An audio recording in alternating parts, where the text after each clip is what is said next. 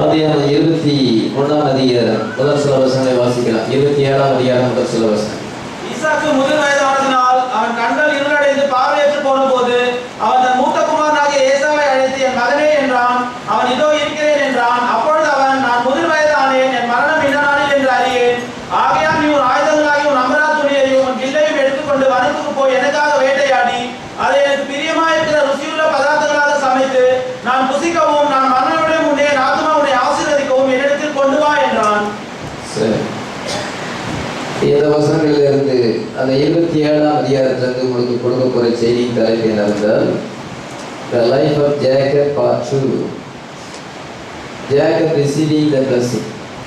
யாக்கோபு எவ்விதமாக ஆசீர்வாதத்தை பெறுகிறான் என்பதை குறித்து உங்களுக்கு பேச விரும்புகிறேன். கடந்த நாளிலே அவன் எப்படி சேஷபுத்திர பாகத்தை பெற்றான் என்று உங்களுக்கு போதித்தேன். இந்த வாரத்திலே இதோ அவன் எப்படி ஆசீர்வாதத்தை பெற்றான் என்று உங்களுக்கு போதிக்க விரும்புகிறேன். என்று சில வாரங்கள் கழித்து தொடர்ந்து யாக்கோபை பற்றி பேச விரும்புகிறேன். ஃபர்ஸ்ட் 2 பார்ட்ஸை நீங்கள் கவனிங்க. கடந்த வாரத்தில் நீங்கள் அவன் எப்படி சேஷபுத்திர பாகத்தை பெற்றான் என்பதை கேட்டீர்கள். அந்த கர்ப்பத்திலே எப்படி பிள்ளைகள் உருவானது என்பதை குறித்தும் பார்த்தோம். இப்பொழுது அவன் ஆசீர்வாதத்தை எவ்விதமாக பெறுகிறான், அதிலிருந்து நமக்கு அறிந்து கொள்ள வேண்டிய சத்தியங்கள் என்ன என்பதை கவனிக்க வேண்டும். முதல் 4 வசனங்களை வாசிக்கும் பொழுது 27 அதிகாரம் முதல் 4 வசனங்களை வாசிக்கும் பொழுது யாக்கோபு ஈசாக்கு தன்னுடைய ஆசீர்வாதத்தை தன்னுடைய மூத்த மகனாகிய ஏசாவுக்கு கொடுக்க அவன் தீர்மானம் செய்கிறார். Isaac determination to bless ஈசா, ஏசாவை ஆசீர்வதிக்க வேண்டும் என்று அவன் தீர்மானம் செய்கிறார். அவனுடைய கண்கள் இருளடைந்தது என்று முதலாம் வசனத்தில் வாசிக்கிறோம். முதலாம் வசனத்தை வாசிக்கலாம். ஈசாக்கு முதிர் வயதானதினால் அவன் கண்கள் இருளடைந்து பார்வையற்று போன போது When Isaac was old and his eyes were dim so that he could not see. Isaac ஈசாக்கு முதிர் வயதானே கண்கள் இருளடைந்தது, his eyes were dim என்று சொல்லப்பட்டது. ஆனால் மோசேயை குறித்து நம்ம பைபிள் வாசிக்கும் பொழுது அவன் 120 வயசானாலும் அவனுடைய கண்கள் இருளடையவில்லை, அவனுடைய கண்கள் தீமா மாறல. ஆனால் இவனுடைய கண்கள் இருளடைந்து முற்றிலும் பார்க்கக்கூடாதவனாக மாறிவிட்டார். நேச்சுரலாகவும் உன்னுடைய கண் இருளடைந்து விட்டது, ஸ்பிரிச்சுவலாகவும் உன்னுடைய கண் இருளடைந்து விட்டது என்று சொல்லலாம். Spiritually and naturally he was blind. ஏனென்றால் அவன் வயதான உடனே அவனுடைய கண்கள் இருளடைந்தது என்று பைபிளில் நம்ம வாசிக்கிறோம். இப்பொழுது ஏசாவுக்கு 40 வயசுக்கு மேலே, அதான் 26 வசனத்தை வாசிக்கலாம். ஏசா 40 வயதான போது ஏசா 40 வயதான போது என்று எழுதியிருக்கு. ஏசா 40 வயசுக்கு 40 வயதான பொழுது அவன் விவாகம் செய்தான். 2 மனைவிகளை விவாகம் செய்தான். 2 பேரும் ஏத்தியர்கள் என்று சொல்லப்பட்டிருக்கு. Esau was 40 years old when he took to wife Judith, the daughter of Beeri the Hittite. இதோ ஏத்தியர்களாக அந்த பெண்களை அவன் விவாகம் செய்கிறான். கானானிய ஸ்திரீகளுடைய பெண்களை விவாகம் செய்கிறான். 2 மனைவி ஜுடித் அண்ட் அதுக்கு பிறகு பாஸ்மாத் என்று சொல்லப்பட்டிருக்கிறது. இந்த 2 பேருமே ரெபெக்காளுக்கும் ஈசாக்குக்கும் மனநோவாய் இருந்தார்கள். 35 வசனத்தை வாசிக்கிறோம். அவர்கள் ஈசாக்குக்கும் ரெபெக்காளுக்கும் மனநோவாய் இருந்தார்கள். இதோ அவர்கள் ஈசாக்குக்கும் ரெபெக்காளுக்கும் மனநோவாய் இருந்தார்கள். 2 மருமக்கள் மாறி இருக்கிறார்கள். 2 மணமக்கள் மாறும் மாமனாருக்கும் மாமியாருக்கும் மனநோவாய் இருந்தார்கள். அவங்களுடைய ஆக்டிவிட்டிஸ், அவங்களுடைய ஹேபிட்ஸ் இவங்களுக்கு பிடிக்கும். ஏன்னா இவங்க கர்த்தருடைய பிள்ளைகள், God children, அவங்க ஹிட்டைட்ஸ் ஏத்தியர்கள் விக்கிரகங்களை செய்கிறவர்கள். அவங்க பலவிதமான சாங்கியங்களை பார்ப்பார்கள், பலவிதமான பாரம்பரியங்கள், இஸ்ரவேலின் தேவனாகிய கர்த்தரை அறியாதவர்கள். அவ்விதமான அவிசுவாசியான பெண்களை அவன் விவாகம் செய்து கொண்டான். இதனால அவங்களுடைய பழக்கங்களும் இவங்களுடைய பழக்கங்களும் ஒத்து வரல. இதை இவங்க சொன்னா அவங்க ஒன்றும் புரியல, தேவ பயம் இல்லை, அவங்க வேலி பீப்புளா இருக்கும் பொழுது அது இவர்களுக்கு மனநோவாய் இருந்தது. அது மாத்திரமல்ல 27 அதிகாரம் கடைசி வசனத்தை வாசிக்கும் பொழுது இன்னும் ரொம்ப வேதனையாக சொல்லப்பட்டிருக்கு. அந்த மருமக்களை மாறி குறித்து மிகவும் வேதனையாக சொல்லப்படுது. 40ஆம் வசனத்தை வாசிக்கலாம். பின்பு ரெபெக்கா ஈசாக்கை நோக்கி, ஏத்தின் குமாரத்திகள் நிமித்தம் என் உயிர் எனக்கு வெறுப்பாயிருக்கிறது. நிமித்தம், அந்த ரெண்டு மருமக்கள்மார் நிமித்தமாக என் உயிரே எனக்கு வெறுப்பாய் இருக்கிறது, வாழ்க்கையே எனக்கு பிடிக்கல அப்படின்னு சொல்ற என் உயிரே எனக்கு வெறுப்பாய் இருக்கிறது. அடுத்தபடியா வாசிக்கலாம். இந்த தேசத்து பெண்களாகிய ஏத்தின் குமாரத்திகளில் யாக்கோபு ஒரு பெண்ணை கொல்வானானால் என் உயிரிலிருந்து ஆவது என்ன என்றால், இந்த தேசத்து பெண்களாகிய ஏத்தின் குமாரத்திகளில் யாக்கோபு ஒரு பெண்ணை கொல்வானானால் என் உயிர் இருந்து ஆவதென்ன? என் உயிர் இருந்து ஆவதென்னா, எனக்கு உலகத்துல ஒரு நாளோடு கூட இந்த மக்களோடு கூட வாழ விருப்பம் இல்லை, இந்த மருமக்கள் மாரோட வாழ விருப்பம். அல்ல, யாக்கோபும் அப்படி ஏற்றிய பெண்கள்ல வாழ செய்தால் என்ன ஆகும்? யாக்கோபு இப்பொழுது மேரேஜ் ஆகல, ஆனா ஏசா மேரேஜ் ஆகி அவனுக்கு பிள்ளைகள் இருக்கிறாங்க. ஒருவேளை மேரேஜ் ஆகி 10 years கூட இருக்கலாம், நம்ம சொல்ல முடியாது, நம்ம அந்த டைமை சரியா கால்குலேட் பண்ண முடியாது. ஏசா ரெண்டு மனைவிகளை வாழ செய்திருக்கிறார், 2 பேரும் ஏத்தி குமாரத்திகள். அவனுக்கு 40 years ஆகும் பொழுது அவன் மேரேஜ் பண்ணினா என்று சொல்லப்பட்டிருக்கும் பொழுது யாக்கோபுக்கு என்ன வயசு? ஏசா அண்ணன், யாக்கோபு தம்பி. அப்படின்னா யாக்கோபுக்கு என்ன வயசுன்னு சொல்ல பார்க்கலாம். 2 பேருக்கு டேட் ஆஃப் பர்த் என்ன? 2 பேருக்கும் ஒரே டேட் ஆஃப் பர்த் தான். ஹல்லேலூயா. 5 நிமிஷத்துக்கு முன்னாடி அவன் பிறந்திருக்கான், 5 நிமிஷத்துக்கு பிறகு பிறந்திருக்கான். 2 பேரும் ஜீன்ஸ், 2 பேருக்கும் ஒரே டேட் ஆஃப் பர்த் தான், 2 பேருக்கும் ஒரே வயசு தான். ஆனா இவன் வாதம் பண்ண 40 வயசாகி இவன் வாதம் பண்ண, அவன் விவாதம் பண்ணி குழந்தைகளை தான் பெற்றிருக்கிறான்.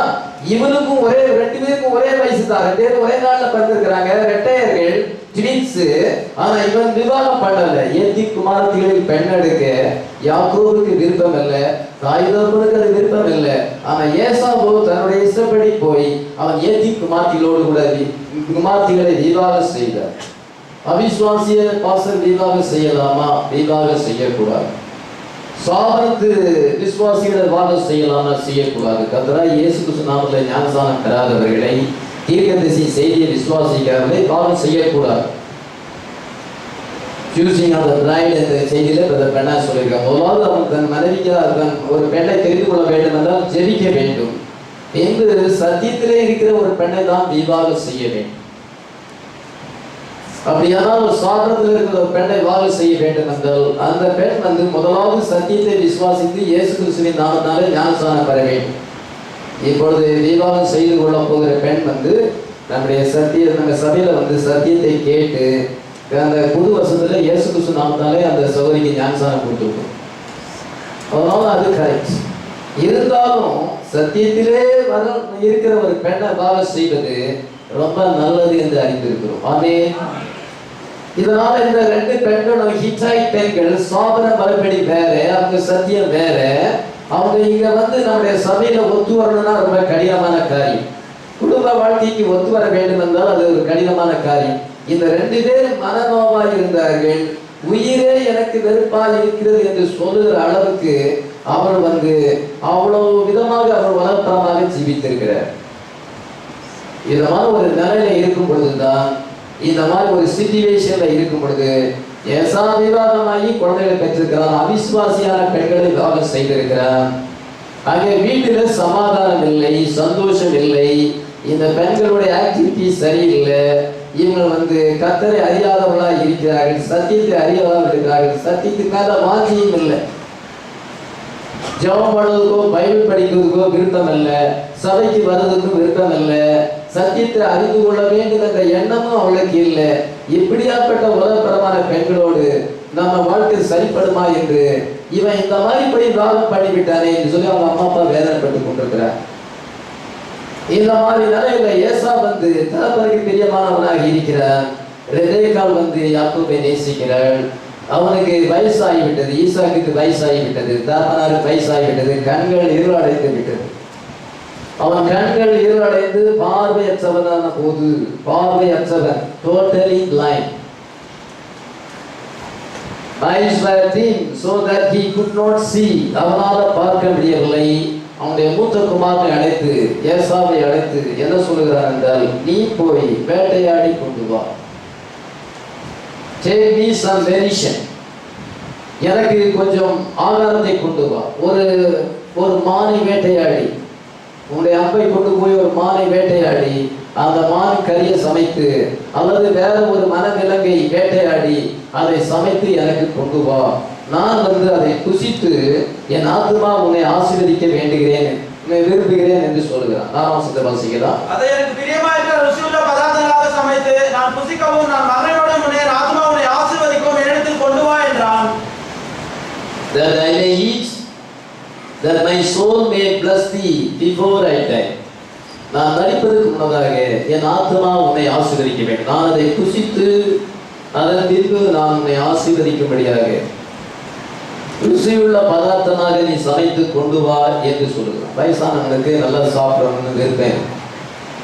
பல பிள்ளைகள் என்ன செய்வாங்கன்னா சாதத்தான் நல்லா சாப்பிடணும்னு சொல்லி அங்கே விருப்பப்பட்டதான் வாங்கி கொடுப்பாங்க. பொதுவாக அது இயற்கை. அதே போலதான் நான் நல்லா சாப்பிட்டு விட்டு உன்னை ஆசீர்வதிக்க, நான் மரணத்துக்கு முன்னதாக உன்னை ஆசீர்வதிக்க வேண்டும் என்று சொல்லுகிறேன். ஆசீர்வாதம் யாருடைய சரசி மேல் இருக்கிறது? ஐசக் மேல இருக்குது. ஹல்லேலூயா. யாருடைய ஆசீர்வாதம்? ஆபிரகாமின் ஆசீர்வாதம் ஐசக் மேல இருக்கு. ஆபிரகாமுக்கு எங்க இருந்து ஆசீர்வாதம் வந்தது? கர்த்தரிலிருந்து வந்தது. ஹல்லேலூயா. ஆதியாகமம் 12ஆம் அதிகாரம் முதல் சில வசனங்களை வாசிக்கும் பொழுது, நான் உன்னை ஆசீர்வதித்து உன்னை பெருக பண்ணுவேன், நான் உன் பெயரை பெருமைப்படுத்துவேன், உன்னை சதிக்கிறவனை செய்வேன், உன்னை ஆசீர்வதிக்கேன் என்று கர்த்தர் ஆபிரகாமை ஆசீர்வதித்தார். அந்த ஆசீர்வாதமானது இப்பொழுது அவனுடைய மகனாகிய அங்கே ஈசாக்கு மேல இருக்கிறது. இந்த ஆசீர்வாதம் மரிப்பதற்கு முன்னதாக அதை இன்னொருத்தருக்கு டிரான்ஸ்ஃபர் பண்ண வேண்டும். அதைத்தான் தன்னுடைய மூத்த குமாரனாகிய அந்த ஏசாவை அழைத்து, உனக்கு அந்த ஆசீர்வாதத்தை, ஃபாதர்ஸ் பிளஸிங், பேட்ரியார்ச்சல் பிளஸிங், இதோ பிதாக்களுடைய ஆசீர்வாதத்தை, அந்த காட்ஸ் பிளஸிங்கை உன் மேல நான் டிரான்ஸ்ஃபர் பண்ணுகிறேன் என்று அவர் சொல்லுகிறான். இது சொல்லுவது யாருக்குன்னே தெரியாது.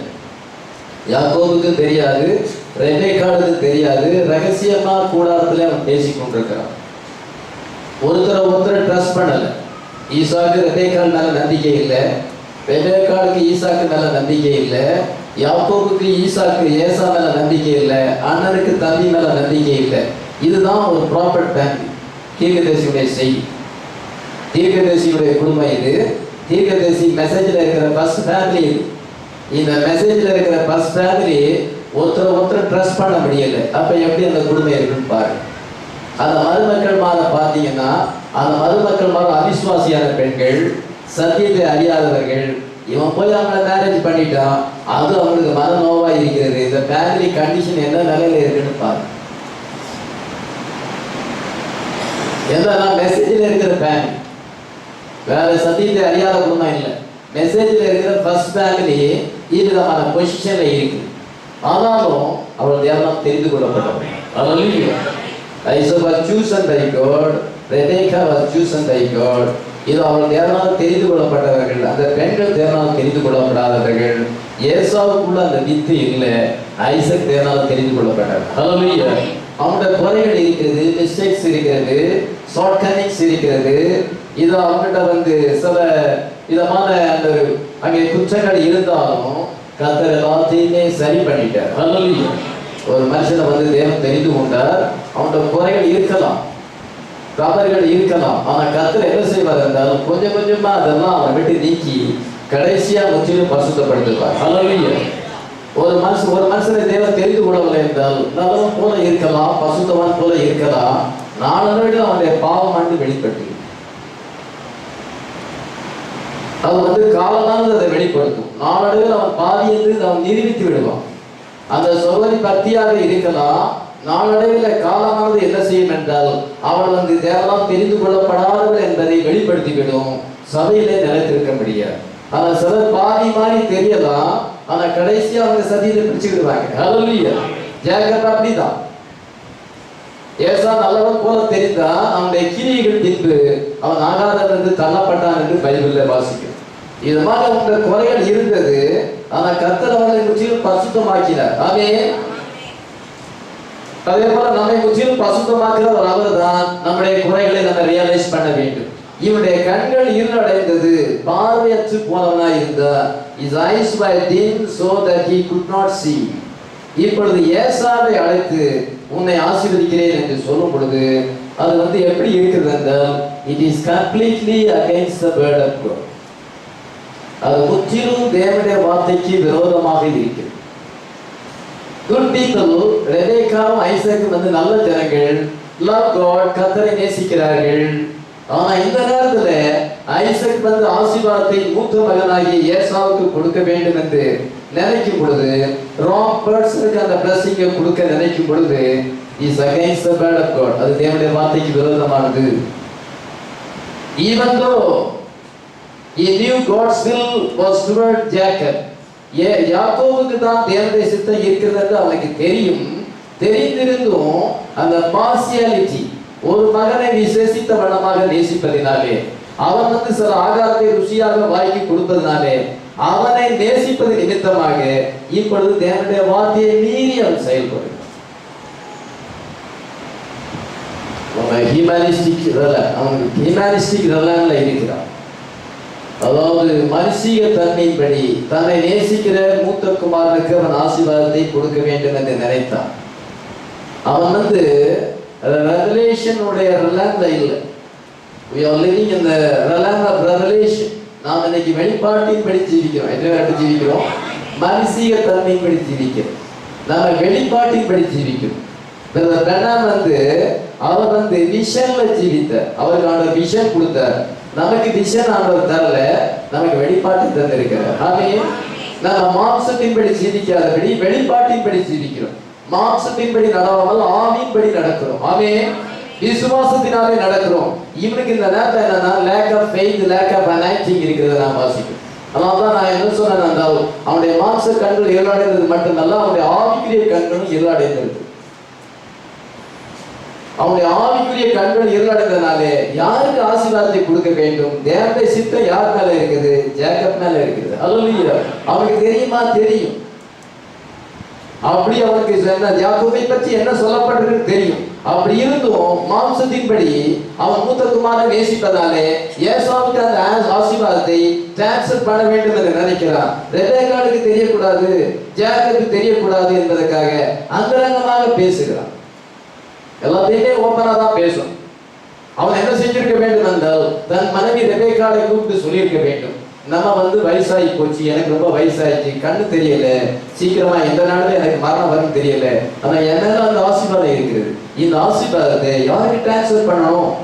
இதை ஜேக்கபுக்கு தான் கர்த்தர் சொல்லியிருக்கிறார், நீங்க அவனுக்கு தான் டிரான்ஸ்ஃபர் பண்ணணும்னு அவன் மனைவி சொல்லியிருப்பாங்க. ரெண்டு பேரும் ஆலோசித்து ஜெபித்து அவங்க அதை செய்யாதபடி அவன் மாம்சபிரமாக அவன் சொந்த ஐடியாப்படி அதை செய்யணும். அதே போலதான் நீங்க எந்த ஒரு காரியத்தையும் வந்து செபத்துல வைக்காம நம்முடைய மனசு போக்குல செய்யும் பொழுது அது அநேக நேரத்தில் அது பாய்க்காது. நம்ம ஒரு எந்த ஒரு காரியத்தை செய்ய வேண்டும் என்றாலும் அதை ஜெபத்துல வைத்து பசுத்தாவியுடைய வழி நடத்துவதற்காக நம்ம காத்திருக்க வேண்டும். ஆமென். அது மனைவியை தெரிந்து கொள்வதா இருந்தாலும், மனவாளை தெரிந்து கொள்வதா இருந்தாலும், அல்லது எந்த ஒரு காரியத்தை நம்ம ஒரு பிசினஸ் ஸ்டார்ட் பண்ண வேண்டும் என்றாலும், எதை செய்ய வேண்டும் என்றாலும் ஜெபத்திலே காத்திருக்க வேண்டும். ஹல்லேலூயா. praying and waiting for the Lord. ஆமென். அவ்விதமாக இல்லாதபடி இவன் செய்தான். இது நல்லா தெரியும். பிறக்கும் பொழுது என்ன சொல்லப்பட்டது? ஆதியாகமம் 25:23. அதற்கு கர்த்தர், ரெண்டு ஜாதிகள் உன் கர்ப்பத்தில் உண்டாயிருக்கிறது, ரெண்டு வித ஜனங்களும் வயிற்றிலிருந்து பிரியும், அவர்கள் ஒரு ஜனத்தார் மற்ற ஜனத்தாரை பார்க்கிலும் பலத்திருப்பார்கள், மூத்தவன் இளையவனை சேவிப்பான் என்றார். The Lord said unto her, Genesis 25 verse 23, two nations are in thy womb, and two manner of people shall be separated from thy bowels, and the one people shall be stronger than the other people, and the elder shall serve the younger. இது அங்க பிறக்கும் பொழுது, குழந்தை பிறக்கும் பொழுது என்ன சொல்லப்பட்டது? இரண்டு ஜாதிகள் உன் கர்ப்பத்தில் வந்து வரும் பொழுது மூத்தவன் இளையவனை சேவிப்பான், இளையவனுடைய ஜாதி பலத்திருக்கும், அவன் மேல்தான் ஆசீர்வாதத்தை தங்க வேண்டும் என்று சொல்லப்பட்டிருக்கும் பொழுது அந்த ப்ராபசி, வேர்ட் ஆஃப் ப்ராபசி தெரிந்திருக்கும். ஏசானால் அந்த ஆசீர்வாதத்தை டிரான்ஸ்ஃபர் பண்ண வேண்டும் நினைக்கும் பொழுது என்னுடைய வார்த்தைக்கு விரோதமானது. ரோமர் 9:10-13 வரைக்கும் பசுத்த பவுல் இதே காரியத்தை சொல்லுகிறார். இது மல்லாமல் நம்முடைய பிதாவாகிய ஈசாக்கு என்னும் ஒருவனாலே ரெபேக்காள் கர்ப்பவதியாகும் பொழுது பிள்ளைகள் இன்னும் பெறவாமலும் நல்வின தீவினை ஒன்றும் அறியாமல் இருக்கையில் தேவனுடைய தெரிந்து கொள்ளுதல் இப்படி இருக்கிற அவருடைய தீர்மானம் கிரியினாலே நிலைநிற்காமல் அழைத்தவராலே நிலைநிற்கும்படியாக, the purpose of God according to election might stand not of works but of him that calleth. பிள்ளைகள் இன்னும் பிறக்கல, நல்ல பிள்ளைகளா கெட்ட பிள்ளைகளா வந்து தன்னுடைய கிரியைகளால வெளிப்படுத்தல. ஆனாலும் கர்த்தர் முன்னக்கூட்டி அறிந்திருக்கிறார். ஏன்னா அவருடைய எலெக்ஷன் தெரிந்து கொள்வதானது கிரியினால் இல்லாதபடி அழைக்கவில்லாத நிலை நிற்கத்தக்கதாக 12ஆம் வசனத்திலே the elder shall serve the younger. மூத்தவன் இளையவனை சேவிப்பான். யாக்கோபை சிநேகித்து ஏசாவை வெறுத்தேன். Jacob have I loved but Esau have I hated. இதை கர்த்தர் சொல்லியிருக்கார். ஏசாவை நான் வெறுத்தேன், யாக்கோபை நான் சிநேகித்தேன், மூத்தவன் இளையவனை சேவிப்பான் என்று அங்கே ப்ராபசி சொல்லப்பட்டிருக்கிறது. இந்த ப்ராபசி ஆபிரகாம் இந்த ஈசாக்கு தெரியுமா? தெரியும். ஆனாலும் தன்னுடைய மாம்சத்தின்படி அவன் வந்து ஏசாவுக்கு அந்த ஆசீர்வாதத்தை டிரான்ஸ்ஃபர் பண்ண நினைக்கும் பொழுது it is against the will of God. தேவனுடைய சித்தத்துக்கு விரோதமாக நாம் எதையும் செய்ய முடியாது. ஹல்லேலூயா. நம்ம செய்யறதுக்கு மோதிரத்தை மாட்டிக்கலாம், தாலியை போட்டுக்கலாங்கிறாங்க. தீர்க்கதரிசி சொன்னாருங்கிறாங்க. நம்ம பைபிளை பார்க்கணும். பைபிள் இருக்குதா? பைபிள் இருந்தால் தான் செய்யும். எல்லாத்தையும் சோதித்து பார்த்து நலமானதை பிடித்துக் கொள்ளுங்கள், பொல்லாங்காய் தோன்கிற விட்டு பிறகு. தீர்க்கதரிசி என்ன சொல்லுகிறார்? நீ கொடுக்குற வாக்கு தான், தேவ சமூகத்தில் கொடுக்குற வாக்கு தான் உன்னை கணவன் மனைவியுமா இணைக்கிறது அப்படின்னு சொல்லி அவங்க இதை பிடிக்கிறாங்க, நான் அதை பிடிக்கிறேன். ரெண்டு பேரும் தீர்க்கதரிசி தான் சொல்லியிருக்கிறேன். ஒருத்தர் பைபிள் தான் சொல்லியிருக்கு, பிதாக்குமார் பசுத்தாய் நாமத்தில் ஞானசானம் கொடுக்கணும் இயேசுக்கு சொல்லியிருக்கிறார். பேதுரு சொல்லியிருக்கிறான், கர்த்தராகிய இயேசு கிறிஸ்து நாமத்தில் ஞானம். அப்போ பேதுரு சொன்னது முக்கியமாக இருக்கு. அதே மாதிரி தான் பைபிள் எப்படியோ அதான் தீர்க்கதரிசி. ஒருத்தர் மாம்சத்துக்குரியதை பிடித்துக் கொள்றாங்க, ஒருத்தர் ஆவிக்குரியதை பிடித்துக் கொள்றாங்க. மாம்சத்துக்குரியவர் மாம்சத்துக்குரிய பிடித்துக் கொள்கிறார்கள். தாலியும் மோதிரத்தை போட்டு வளர்ப்புறமா ஜீவிக்கிறார்கள். நாம வந்து தாலியும் மோதிரத்தையும் போடுறதில்ல, நம்ம ஆவிக்குரிய பிரமா ஜீவிக்கிறோம். ஹல்லேலூயா. வசனத்தை கேட்பதற்கு எந்த தடையும் கிடையாது. ஆனா ஞானசானம் எடுக்கிறது தான் எல்லாத்தையும் விட. இதுதான் நம்முடைய உபதேசம். அதனால அது பைபிள் அதை ஆதரிக்கிறது. வேதத்தை கொண்டு நம்ம தியானிக்கணும். நீ கொடுக்குற வார்த்தை தான் இணைக்கிறது முடியும். தாலியோ மோதிரமோ இணைக்கல அப்படின்னு வேணா சொல்லுகிறேன். ஒருத்தர் ஆவிக்குரியதை பிடிக்கிறாங்க, ஒருத்தர் வந்து மாம்சத்துக்குரிய பிடித்துக்கிறாங்க. மெஜாரிட்டி மாம்சத்துக்குரிய தான் பிடிச்சு கொள்ளும். நமக்கு வந்து அப்சல்யூட் தேவனுடைய வார்த்தையா இருக்கிறது. ஹல்லேலூயா. அது தீர்க்கதரிசி செய்தியோடு ஒப்பிட்டு பார்க்கிறோம். அவங்களுக்கு அப்சல்யூட் வந்து எதுக்குன்றால் நாங்க தீர்க்கதரிசிக்கு ஏதோ ஒண்ணு பிடிச்சு ஒரு பாகத்தை பிடிச்சு கொள்கிறாங்க, முழுசையும் அவங்க ஆராய்ச்சி பண்ணி பார்க்கறது இல்லை. அதே போல பைபிளை முழுசும் ஆராய்ச்சி பண்ணி பார்க்காதல இதை சிலருக்கு வந்து யானை தடவிட்டு யானை ஒரு தூணு போல இருக்குது, கதவை தடவிட்டு அது முறம் மாதிரி இருக்குது, இப்படிதான் அவங்களும் சொல்லி கொண்டிருக்காங்க. எல்லாத்தையுமே பார்க்கணும். 1120 செய்தியும் பைபிள் 66 புத்தகத்தையும் பார்த்துதான் ஒரு சத்தியம் என்னதுன்னு நிதானித்து அறிய வேண்டும். ஏதோ அவங்க செய்தாங்கன்னு ஃபாரினர் செய்தாங்கன்னு நம்ம காப்பி அடிக்க முடியாது. நம்ம தேவனுடைய வார்த்தையை தான் நம்ம யோசிக்க வேண்டும். ஹல்லேலூயா. மாம்சத்தின்படி நடக்கிறது. இந்த ஐசக் வந்து மாம்சத்தின்படி அவன் நடக்க விரும்பும் பொழுது அவனுடைய கண்கள் இருளடைந்தது, ஸ்பிரிச்சுவலி பிளைண்ட். அவனால டிசைன் பண்ண தெரியல. அவன் ஸ்பிரிச்சுவல் டிசைன்மென்ட் அவனுக்கு இல்லை. இந்த நேரத்தில் அவன் சிந்தித்து பார்க்க தெரியல. ஆவிக்குரிய அந்த டிசைன்மென்ட் நிதானித்து அறிவது அவனுக்குள்ள இல்லாம இருந்தது. blinded by humanity, மனுஷிக தன்மையினாலே அவன் குருடாக்கப்பட்டிருந்தான். மாம்சப்பிரதமாக தன்னுடைய மகனை நேசிப்பதனாலே, அவன் ருசியுள்ள அந்த மாம்சத்தை கொண்டு வருவதனாலே, அந்த காட்டு விலங்குகளை வேட்டையாடி அதை கொண்டு வந்து தகப்பனுக்கு கொடுப்பதனாலே, அவன் நாக்கு வந்து எதிர்த்தால் அதை விரும்பினபடினாலே, அதனால எதிர்த்தால் அவன் வந்து ஃபீலிங் படி செயல்படுகிறான், விசுவாசத்தின் படி செயல்படுகிறான். He is dealing with his feeling, not by revelation. இத வெளிப்பாட்டின்படி செயல்படாதபடி அவன் தன்னுடைய ஃபீலிங் படி உணர்வின் படி அவன் செய்யும் பொழுது is against the will of God. இப்போ ஏசா வந்து அந்த ஆசீர்வாதத்தை பெற ஏன் தகுதி இல்லாதவனாக இருந்தான் என்று பார்க்கும்பொழுது, முதலாவது பார்க்கும்பொழுது அவிசுவாசியான பெண்ணை விவாகம் செய்தான். ஏத்தியர்களோடு கூட சம்பந்தம் கலக்கக்கூடாது. அந்த கானான்ல 7 ஜாதிகள் இருக்குது. அந்த 7 ஜாதிகளோடு சம்பந்தம் கலக்கக்கூடாதுன்னு கர்த்தர் சொல்லி இருக்கிறார். பிளட் லைன் வந்து பியூரா இருக்கணும். பிளட் லைன் வந்து தீட்டுப்பட்டு போகக்கூடாது. அதனால ப்ராமிஸ் வேர்ட் அங்க பாருங்க, ஜீசஸ் கிரைஸ்ட் அந்த சந்ததியில வர வேண்டும். அந்த மெசியானிக் பிளட் லைன் வந்து எவ்விதத்திலும் பாதிக்கப்படக்கூடாது, தீட்டுப்பட்டு போடக்கூடாது என்பதற்காக கர்த்தர் என்ன சொல்லியிருந்தாங்க, கானானிய இஸ்ரவேலர்கள் பெண் கொள்ளாது, சம்பந்தம் கலக்காது, உங்களுக்கு பிறகுற பிள்ளைகளை அவங்க மாற்றத்துக்கு கொண்டு போயிடுவாங்க, அதனால அவங்களோட சம்பந்தம் கலக்க வேண்டாம் என்று சொல்லி இருக்கும் பொழுது இவன் அந்த வார்த்தையை மீறிட்டான் அந்த ஏசா. அதனால is not eligible to receive the blessing. இது அவன் அந்த ஆசீர்வாதத்தை பெறுவதற்கு தகுதியற்றவனாக போனான். His life is not worthy unto the gospel. சுவிசேஷத்துக்கு அவனுடைய வாழ்க்கையானது தகுதி இல்லாமல் போனது. ஈசாக்கு இந்த நேரத்தில் யோசிக்கணும், நம்ம அப்பா நமக்கு மேரேஜ் பண்ணதுக்காக அவர் இங்க இருக்க பெண்களை தெரிந்து கொள்ளாதே 500 மைலுக்கு அங்கால இருக்கிறாங்க. இதை என்றால் அந்த பெத்வேல் போய் அங்க போய் அங்க வந்து பெண் எடுத்து வர சொன்னாரு. 500 மைலுக்கு அங்க எலியேசர் அனுப்பி அங்க இருந்து ஒரு பெண்ணை கொண்டு வான்னு ஏன் சொன்னாரு? இந்த பையன் வந்து இப்படி மேரேஜ் பண்ணிட்டா இவருக்கு எப்படி ஆசீர்வாதம் கொடுப்பது?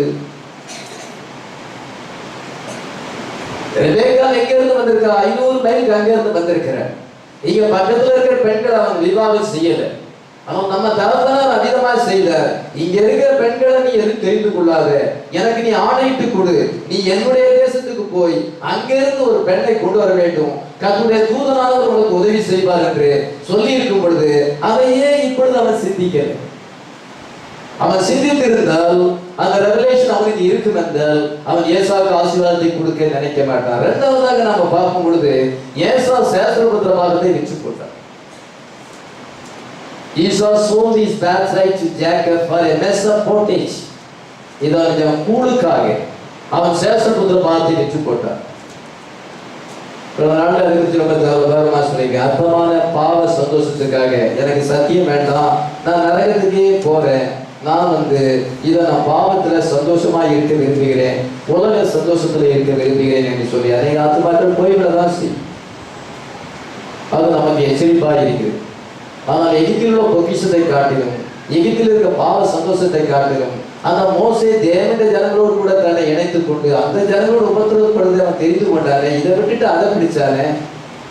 ஆனால் இன்னைக்கு என்ன இதெல்லாம் தெரிந்து கொள்ளப்படாத மக்கள் என்னச்சாங்க? அற்ப சந்தோஷத்துக்காக, சிம்சோனை போல அற்ப சந்தோஷத்துக்காக இதை என்ன செய்வான்? பெரிய ஆசீர்வாதத்தை இழந்து போவார்.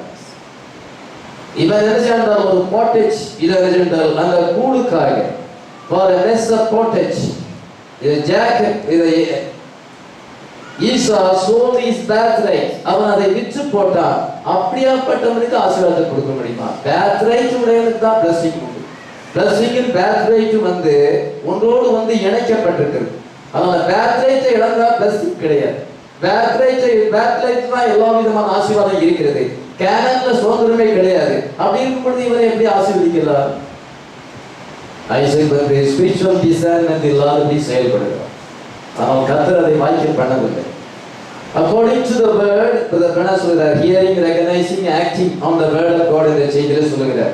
According to the word, the blessing and good things laid in the birthright. Blessing எல்லா நன்மைகளும் birthright தான் இருக்கிறது. அந்த புத்திர அந்த சேஷர புத்திரமாக தான் இருக்கிறது. அப்படி இருக்கும்போது blessing எப்படி அவனுக்கு கொடுக்க முடியும்? After finding and coming into possession of the birthright, he was changed. Jacob வந்து birthright பெற்ற பின்பு கானான் தேசத்துக்கு வரும் பொழுது அவன் முற்றிலும் சேஞ்ச் ஆகிவிட்டான். ஆமென். அதனால ஏசா குரூப் ஜேக்கப் குரூப்னு ரெண்டு இருக்கிறது.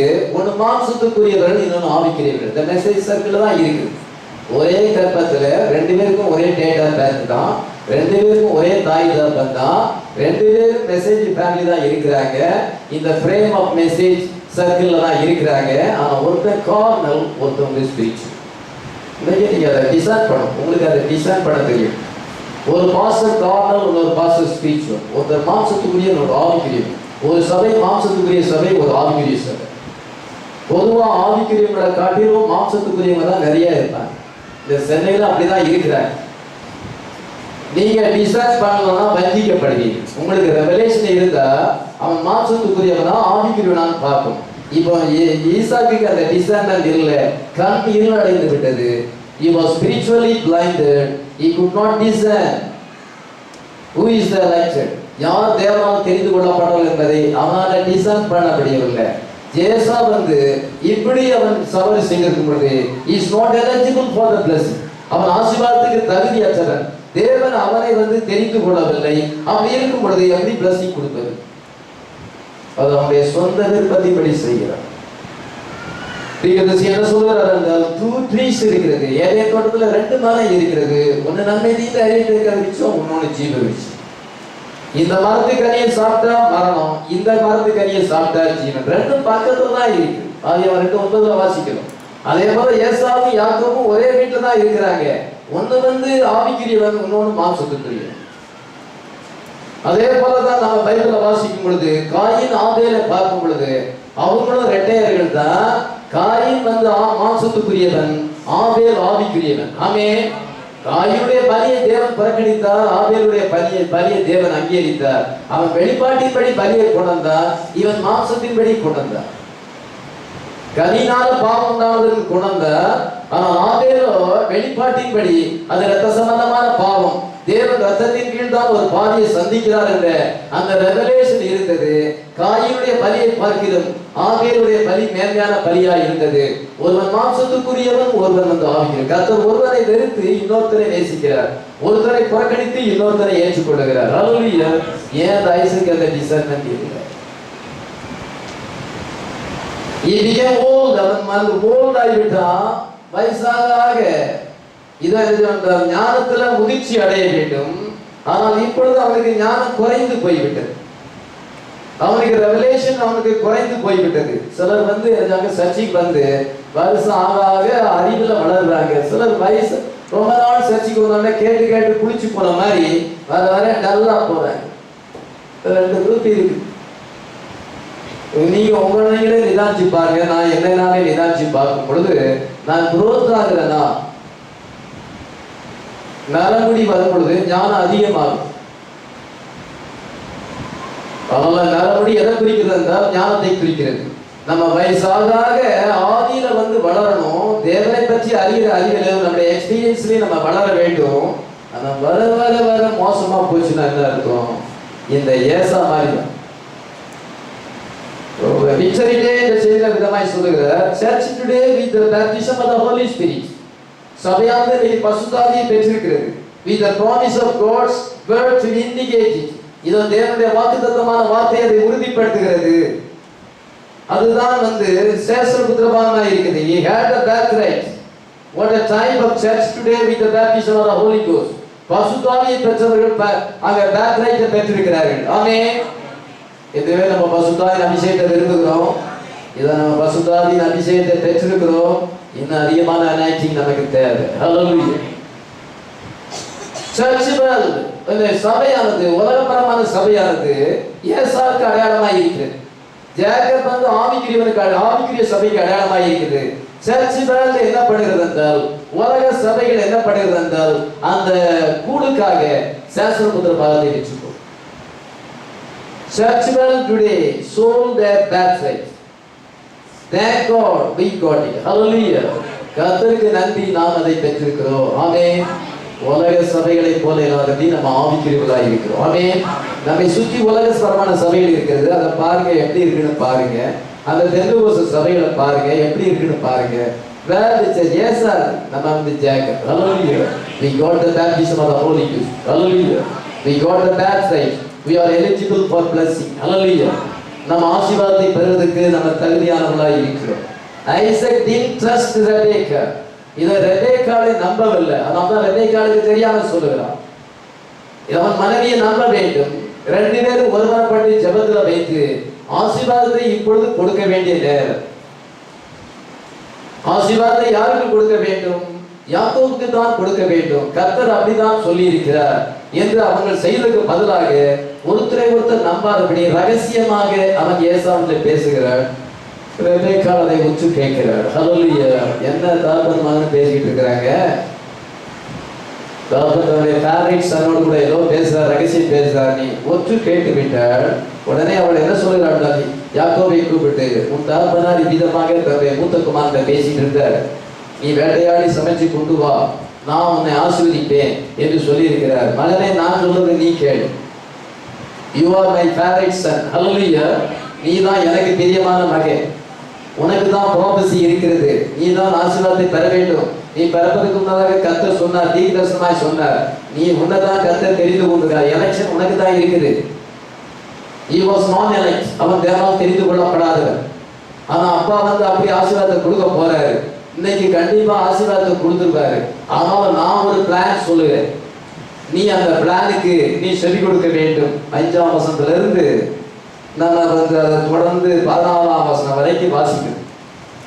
5ல இருந்து 14 வரைக்கும் ரெபெக்காள் அந்த யாக்கோபோடு பேசுகிற காரியங்களை சொல்லப்பட்டிருக்குது. obey my voice. என் சத்தத்துக்கு நீ கீழ்ப்படி. verse 8 8ஆம் வசனம் வாசிக்கலாம். ஆகையால் என் மகனே என் சொல்லை கேட்டு நான் உனக்கு கற்பிக்கிறபடி செய். ஆகையால் என் மகனே என் சொல்லை கேட்டு நான் உனக்கு கற்பிக்கிறபடி செய். Therefore my son obey my voice according to that which I command thee. நான் உனக்கு சொல்றதை நீ செய். நான் ஒரு பிளான் பண்ணி இருக்கிறேன் எப்படி நீ ஆசீர்வாதத்தை பெறணுங்கிறதுக்காக. அதுக்கு நீ கீழ்ப்படிய வேண்டும். யாக்கோபு இந்த சின்ன பையனா 40-50 வயசு இருக்கிறோம். இப்பொழுது 50 வயசுனாலும் அவன் சின்ன பையன் போல தான் இருக்கிறான். மேரேஜ் ஆகுது. அவன் மேரேஜ் ஆகி குழந்தை பெற்றிருக்கிறான். 2 பேரும் ஒரே டேட்டா பேர்த்து தான். ஆனா இவனுக்கு மேரேஜ் ஆகல. மேரேஜ் நம்ம பைபிள்ல அவனுக்கு ஒரு 20 வயசு இருக்கும்னு நம்ம நினைக்கிறோம். ஆனா கணக்குப்படி பார்த்தா அவனுக்கு 45 வயசு 50 வயசு இருக்கலாம். ஆனாலும் என்றால் இந்த அம்மா சொல்லுங்க அவன் கீழ்ப்படுகிறான்.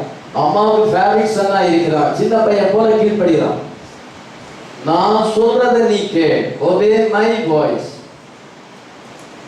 2 வெள்ளாட்டு மந்தையில போய் 2 நல்ல வெள்ளாட்டு குட்டிகளை நீ கொண்டு போ. fetch me from thence 2 good kids of goats. ஏதோ 2 வெள்ளாட்டு குட்டிகளை நீ கொண்டு வா. உன் தகப்பனார் மரணம் அடைய முன்னதாக அந்த பேட்ரியார்டிக் பிளஸிங் வந்து அந்த முற்பிதாக்களின் ஆசீர்வாதம் உண்மையில டிரான்ஸ்ஃபர் ஆக வேண்டும். உனக்கு தான் அந்த ப்ராபசி இருக்கிறது. நீ என்னுடைய பிரியமான குமாரன். உனக்கு ஆசீர்வாதத்தை வாங்கி தருவது ஏன் பொறுப்பு. நான் சொல்றதுக்கு மட்டும் நீ கீழ்ப்படிய வேண்டும் என்று அவள் சொல்லும் பொழுது மகன் மேல கொஞ்சம் டாமினேட் பண்ணுகிறார். எதற்காக டாமினேட் பண்ணுகிறார் என்றால் அவன் எப்படினாலும் ஆசீர்வாதத்தை பெறணும். அவளுடைய இன்டென்ஷன் கரெக்ட், அவளுடைய நோக்கம் கரெக்ட்.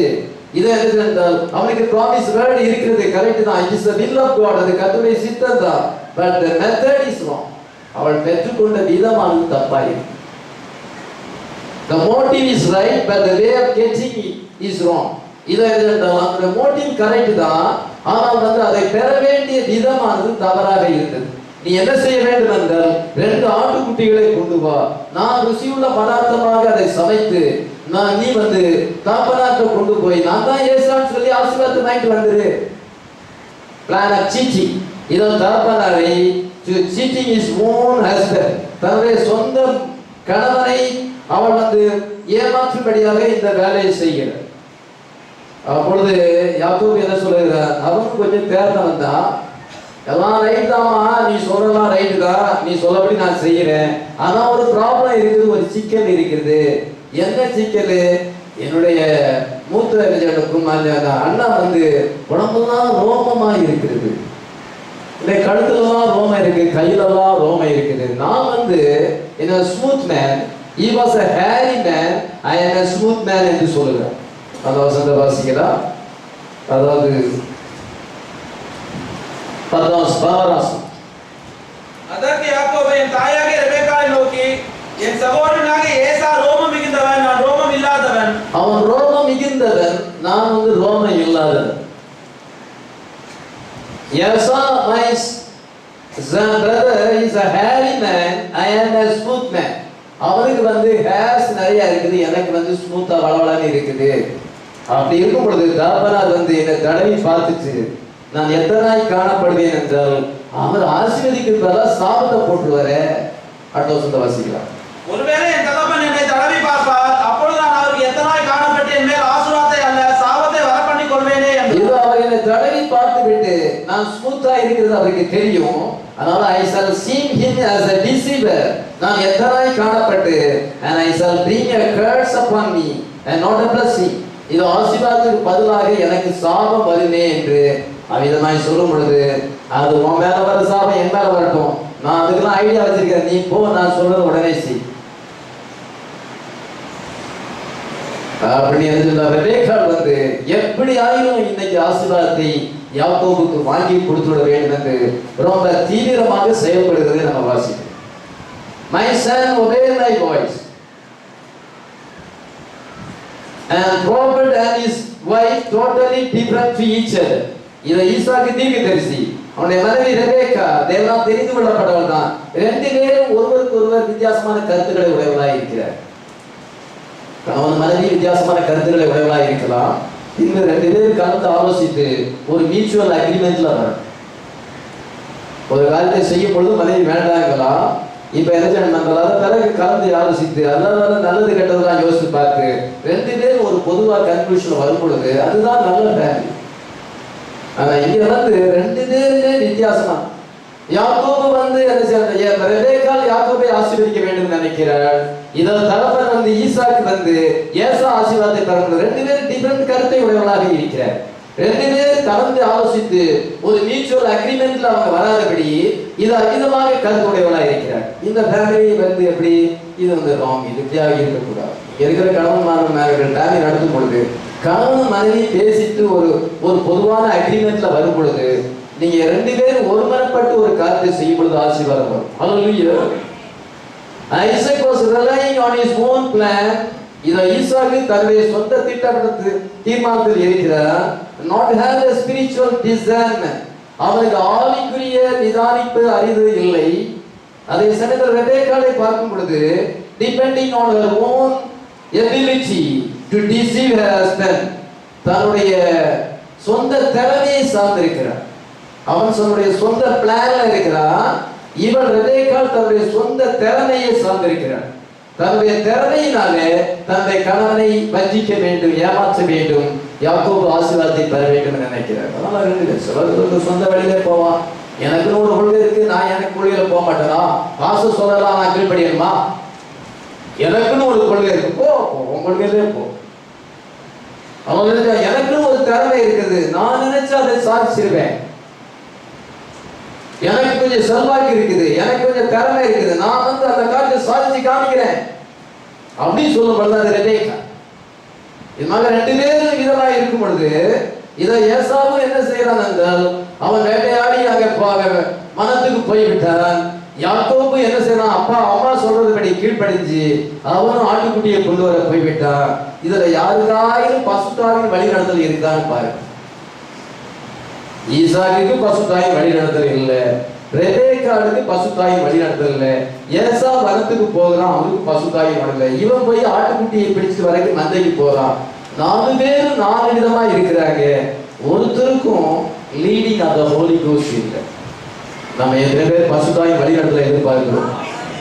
ஒவ்வொரு நாளும் நம்ம ஜெபிக்க வேண்டியது, நம்ம பசுத்தாவியானவர் என்னை நடத்தட்டும். ஹல்லேலூயா.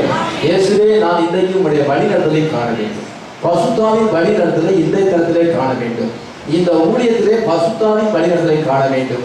என்னுடைய சொந்த பிளான் படி இருக்கக்கூடாது. ஆண்டவரே, உங்களுடைய வழி நடத்தல் இருக்க வேண்டும் என்று நான் தியானம் ஜெபிக்கிறேன். அதாவது அவருடைய வழி நடத்தல் நமக்கு தேவை. அந்த leading of the Holy Ghost. எவர்கள் தேவனுடைய ஆவியினாலே நடத்தப்படுறாரோ அவர்கள் தேவனுடைய புத்திரராய் இருக்கிறார்கள் என்று ரோமர் 8:14 வாசிக்கிறோம். இங்க யாருக்காயிலும் ஒருத்தருக்கு no one of these people are not willing to led by the Holy Spirit. ஒருவராயிலும் பசுத்தாவினால தங்களை நடத்துவதற்கு மனசு இல்லை இவங்களுக்கு. இவங்க எல்லாமே தன்னுடைய சொந்த வழியில இருக்கிறாங்க. எங்க இருக்கிறாங்க? எல்லா மெசேஜ்ல தான் இருக்கிறாங்க. அங்கதான் பாயிண்ட். அதனால மெசேஜ்ல தான் இருப்பாங்க, நம்முடைய சொந்த வழியில போவாங்க. இவங்க நம்ம சபையில பிரிஞ்சுட்டு இவங்க ஒரு பாஸ்டரா இருப்பாங்க. 2 சர்ச்சு ஒண்ணு போல தான் இருக்கும். அந்த சபை சரியில்லை, இவங்க பிரிஞ்சுட்டு போவாங்க. திரும்பி போறவங்க அதை விட மோசமா இருப்பாங்க. நல்ல இடத்துல எங்க சத்தியம் இருக்குது, எங்க வெளிப்பாடு இருக்கிறது, எங்க ஃப்ரெஷ் மீட் இருக்கிறது, அங்க வரமாட்டாங்க. அவங்க பிரிஞ்சு போவாங்க. எல்லாமே உங்க மெசேஜ்ல தான் இருக்குது. மெசேஜ் ஆஃப் தி ஹவர்ல தான் இருக்குது. அவங்க சலைவல் நடத்துறது. ஒருத்தன் மரத்துக்கு போறோம், ஒருத்தன் ஆட்டு மந்தைக்கு போறோம். இதை ஒருத்தன் வந்து ராங் பர்சனை பிளஸ்டிக் பண்ண விரும்புறான். ஒருத்தி தன்னுடைய சொந்த திறமையில எல்லாத்தையும் சாதிச்சிடலாம் நினைக்கிறாங்க. எல்லா மெசேஜும் தான் இருக்கு. நம்ம டிசைன் பண்ணணும். ஆனா தேவனுடைய பிள்ளைகள் தேவனுடைய ஆவியினால நடத்தப்படுகிறார்கள். தேவனுடைய வார்த்தை எங்க இருக்காங்க வருகிறாங்க. அவங்க பிரேயர்ல இருக்கிறாங்க. அவங்க வார்த்தையை மெடிடேட் பண்றாங்க. அவங்க தங்களை ஒப்பு கொடுக்கிறாங்க. ஹல்லேலூயா. அவங்க கர்த்தரால வழி நடத்தப்படுறாங்க. That's a true spiritual people. நம்ம அதை டிசைன் பண்ணி பார்க்கும் பொழுது அப்பொழுது பிசாசின் தந்திரங்கள் நமக்கு தெரியும். இந்த சென்னையில மெசேஜ் சர்க்கிள்ல என்ன நடக்கிறது, என்ன பிசாசு கிரியை செய்யறான், நம்ம வார்த்தை கொண்டு நிதானிச்சா இவங்க ரெபேக்கா ஈசாக்கு போல ஏசா யாக்கோபு போல தான் இருக்கிறாங்க. இதான் ப்ராப்பர்ட் ஃபேமிலி. நல்லா நமக்கு தெரியும். அதனால நம்ம எச்சரிக்கையாக இருக்க வேண்டும். This is a house wife box. நம்ம 2 ஆட்டுக்குட்டிகளை கொண்டு வருகிறார். இப்பொழுது ஹவுஸ் ஒய்ஃப் ரெபேக்கா ஒரு நல்ல ஹவுஸ் ஒய்ஃப், நல்ல குக், நல்ல சமையல் பண்ணுகிறார். she was a best cook. அதனால அவள் வந்து நல்ல சமையல் பண்ணுகிறாள். சில ஸ்பைசஸ், சில இன்கிரீடியன்ஸ் இதெல்லாம் கொஞ்சம் போட்டு அந்த ஆட்டு கறியை வந்து மான்கறி போல டேஸ்ட் கொண்டு வர அவளுக்கு அது தெரியும். அவங்கள வனவிலங்கு தான் வந்து மான் கறி ஒரு வேளை சாப்பிட விருப்பப்படலாம். அதை வெனிஷன் இதை மீட்ஸை வந்து வெனிஷனாக மாற்றுறதுக்கு என்ன ஸ்பைசஸ் போட்டா அது என்ன டேஸ்ட் வரும்னு சொல்லி ரெபேக்கா வந்து டெஸ்ட் குக். அதனால அவளுக்கு தெரியும். அதை வந்து அந்த சில விதமான பொருட்களை சேர்த்து அதை சமையல் பண்ணும் பொழுது அது உண்மையாகவே வேட்டையாடி பிடிச்ச மிருகம் போலவே அது காணப்படும். அப்பா என்ன சர்ச்சு வர ரோமம் இல்லையே, அது நான் பார்த்துக்கிறேன். அந்த ஆட்டுத்தோலை எடுத்து கையில சுத்தி விடுறா, கழுத்துல போட்டு விட்டு நீ ஆட்டுத்தோலை போட்டுக்கிட்டு நீ போகும்பொழுது கடையை பார்த்தா ஒரே ரோமா தெரியும். அவன் கண்ணுதான் அறவே தெரியாது. அவன் கடையை பார்க்கும் பொழுது சில்கியா இருக்கும், ஹேரியா இருக்கும். இதை கழுத்த கடையை பார்க்கும் பொழுது அந்த ரோமம் இருக்கும். ஒன்னு ஆசி கொஞ்சம் வந்து சபிக்க மாட்டாரு, தைரியமா நீ போ. இவனுக்கு பாருங்க, நம்ம சீட் பண்றோம்னு நினைப்பில்ல. ஆனா இவனுக்கு என்னன்னா நானும் ஆசீர்வாதத்தை பெற விரும்புவேன், எப்படினாலும் எனக்கு ஆசீர்வாதம் தேவை. ஆனா ப்ராப்ளம் என்னன்னா இதுதான் ப்ராப்ளம். பாத்தீங்களா எப்படி பாத்தீங்களா? இவனும் ஒரு தேவனுடைய பிள்ளை. நான் முதலாவது அது சீச்சிங்கா இருந்தா நான் அதை செய்ய மாட்டேன். ஹல்லேலூயா. அப்படிதான் அவன் சொல்லணும் யாக்கோபு. அப்படி சொல்லாதபடி இத மாதிரி எனக்கு ரோமம் இல்லையே, எனக்கு விருப்பம் தான், நான் வந்து இப்படி இருக்குது, அது ஒரு சிக்கல் இருக்குது, அதுக்காக தான் நான் இல்ல அது தேவனுடைய வார்த்தை செய்யக்கூடாது தானே. எனக்கு அது இந்த விருப்பம் தான், அந்த பாவத்தை செய்ய விருப்பம் தான். ஆனா பைபிள் அது வந்து என்னன்னா இந்த ப்ராப்ளம் இருக்குது, ப்ராப்ளம் இல்லை, அது தேவனுடைய வார்த்தை தான் கீழ்ப்படிஞ்சாகும். தேவனுடைய வார்த்தை இல்லைன்னா செய்யக்கூடாது. ஹல்லேலூயா. அதுதான் கரெக்ட். இப்பொழுது என்ன செய்யறான் என்றால் அவனும் என்ன செய்தால் ஆகாரத்தை எடுத்துக்கொண்டு கையில ரோமத்தை சுத்தி கொண்டு கழுத்துலயே ரெண்டைக்கால் அந்த ஆட்டுத்தோலை போட்டு பொழுது அதை போட்டுக்கிட்டு அவன் போறான். அது மாத்திரம் நல்ல பயிரில் என்ன வாசிக்கிறான் என்றால் அந்த நல்ல வஸ்திரத்தை கொடுத்துக்கிறான். 15 வசனத்தை வாசிக்கிறேன். வீட்டிலே தன்னிடத்தில் இருந்த தன் மூத்த மகனாகிய ஏசாவின் நல்ல வஸ்திரங்களை எடுத்து தன் இளைய மகனாகிய யாக்கோபு ஏசா வேட்டையாட போய்விட்டான். அங்க நல்ல வஸ்திரம் இருக்குது, ஏசாவின் நல்ல வஸ்திரம் இருக்கு. அந்த வஸ்திரத்தை எடுத்து இவனுக்கு உடுத்தி இதை அங்க ஆகாரத்தை கொண்டுகிட்டு போறோம். நீங்க இதை காமிச்சு பாருங்க. இது மாம்சத்தின்படி நடக்கிறதா ஆவியின்படி நடக்கிறதா? மாம்சத்தின்படி நடக்கிறது. Rebecca and Jacob had no faith. அவங்களுக்கு விசுவாசம் இல்லை. ஆண்டவர் ஏதாவது நமக்கு promise பண்ணியிருப்பாருங்க. If God promise anything for a believer, surely it will come to pass. எதுவே விசுவாசம் உங்களுக்கு ஆண்டவர் ஒரு வாக்குத்தத்தம் பண்ணியிருப்பாங்க, கண்டிப்பா நடக்கும். ஹல்லேலூயா. எப்படி நடக்கும் நமக்கு தெரியாது, எப்பொழுது நடக்கும் தெரியாது. இந்த ரெண்டு தான் நமக்கு தெரியாது. ஆனா கர்த்தர் நமக்கு ஒரு வாக்குத்தத்தத்தை சொன்னார் என்றால் அதை நிறைவேற்றுவது அவருடைய பொறுப்பு. ஹல்லேலூயா. இந்த ஃபெய்த் இல்லை யாருக்கு இல்லை? ரெபேக்காளுக்கும் அந்த ஜேக்கபுக்கு இல்லை. உனக்கு ஒரு விவாதத்தை கொண்டு வரணும்னா அது கண்டிப்பா நடக்கும். உனக்கு கற்பதி கனியை தருவேன்னா தரும், உனக்கு ப்ராஸ்பரிட்டியை தருவேன்னா அது கண்டிப்பா நடக்கும். பைபிள்ல நமக்கு நிறைய ப்ராமிஸ் வேர்டு இருக்குது. ஹல்லேலூயா. கர்த்தர் அந்த ப்ராமிஸ் வேர்டு மூலமா நம்ம கூட பேசினாருன்னா அது கண்டிப்பா நடக்கும். எத்தனை விசுவாசிக்கிறோம்? ஆனா எப்பொழுது நடக்கும்னு நமக்கு தெரியாது. ஹல்லேலூயா. நம்ம வெயிட் அப்பான் தி லார்ட், கர்த்தருடைய சமூகத்திலே காத்திருக்க வேண்டும். ஹல்லேலூயா. அது என்ன விதத்துல கர்த்தர் அதை கொண்டு வருவார் அது கூட நமக்கு தெரியாது. நம்ம இப்படி வரும் நினைப்போம், அது வேற விதத்துல வரும். எப்படினாலும் அது வரும். ஹல்லேலூயா. நமக்கு அது தெரியாது. ஆனா ஒண்ணே ஒண்ணு நமக்கு தெரியும், அந்த ப்ராமிஸ் வேர்டு கண்டிப்பா நடக்கும். எத்தனை விசுவாசிக்கிறோம்? இந்த ஃபெய்த் இல்லை. அந்த கர்த்தர் சொல்லி இருக்கிறார், அந்த ஜேக்கப் கர்த்தரால் ஆசீர்வதிக்கப்படுவான். அவனுக்கு எலெக்ஷன் இருக்கிறது. அவன் தான் அந்த பேட்ரியாட்டிக் பிளஸிங் அவனுக்கு தான் வர வேண்டும். இது அந்த பேட்ரியார்ச்சல் பிளஸிங் எல்லாமே அவனுக்கு வந்து கானான் தேசத்துல அவன் குடியிருக்க வேண்டும். ஜீசஸ் கிரைஸ்ட் அவனுடைய சந்ததியில வர வேண்டும் என்று கர்த்தர் சொல்லி இருக்கும் பொழுது கர்த்தர் நிறைவேற்றது அவனுடைய பிசினஸ். ஹல்லேலூயா. அது நம்முடைய பிசினஸ் இல்லை. ஹல்லேலூயா. அதுக்காக நம்ம ட்ரஸ்ட் பண்ணி கொண்டு ஜெபிச்சு கொண்டிருக்கணும். ஏன் அந்த விசுவாசம்? ஏன் சுயமுயற்சியை தவறான வழியை நம்ம தெரிந்து கொள்வது? இன்னைக்கு நம்ம பெரியவர் வந்து wait upon the Lord. Hallelujah. கர்த்தருக்காக காத்திருக்க வேண்டும். praying and waiting. Hallelujah. ஜெபத்திலே நம்ம காத்திருப்போம் என்றால் அவருடைய ப்ராமிஸ் வேர்ட் நிறைவேறுவதை நம்ம காண முடியும். ஆமென். எப்படி நாம தகப்பன் சொன்னாலும் சரிதான், கர்த்தர் ஆசீர்வாதத்தை கொண்டு வருவார். ஹல்லேலூயா. அது ஏசாவுக்கு கிடைக்காது, கண்டிப்பா கிடைக்காது. ஏன்னா ப்ராமிஸ் வேர்ட் எப்படி இருக்கோ அப்படியே வார்த்தை தான் நிறைவேறும். எத்தனை விசுவாசம்? இந்த விசுவாசத்துல தான் நீங்களும் நானும் ஜீவிக்கிறீங்க. நமக்கு அவங்க உதவி செய்வாங்களா, இவங்க உதவி செய்வாங்களா, அதாவது நம்ம போயிட்டு அதை கதைகளை மாற்றி விட்டுலாமா, நம்ம இப்படி பேசி அதை மாற்றி விட்டுலாமா? போல் சொல்றவங்க அப்படிதான். அதை போய் நான் சொல்லி அதை மாற்றி விட்டுருந்தேன். நான் தொணன்னு போட்டு நான் புடசல் கொடுத்து நான் அதை ரெண்டுல ஒண்ணா ஆக்கியிருந்தேன். அதனால அதெல்லாம் பலிக்க நம்ம கர்த்தர் நமக்காக செய்ய வேண்டும். ஹல்லேலூயா. என் கர்த்தர் எனக்காக யாவையும் செய்து முடிப்பார். அது leading of the Holi spirit. ஹல்லேலூயா. இப்ப தாவீதை உதாரணத்துக்கு எடுத்து கொண்டு பொழுது தாவீதுக்கு பிராமிஸ் வேர்ட் இருக்குது.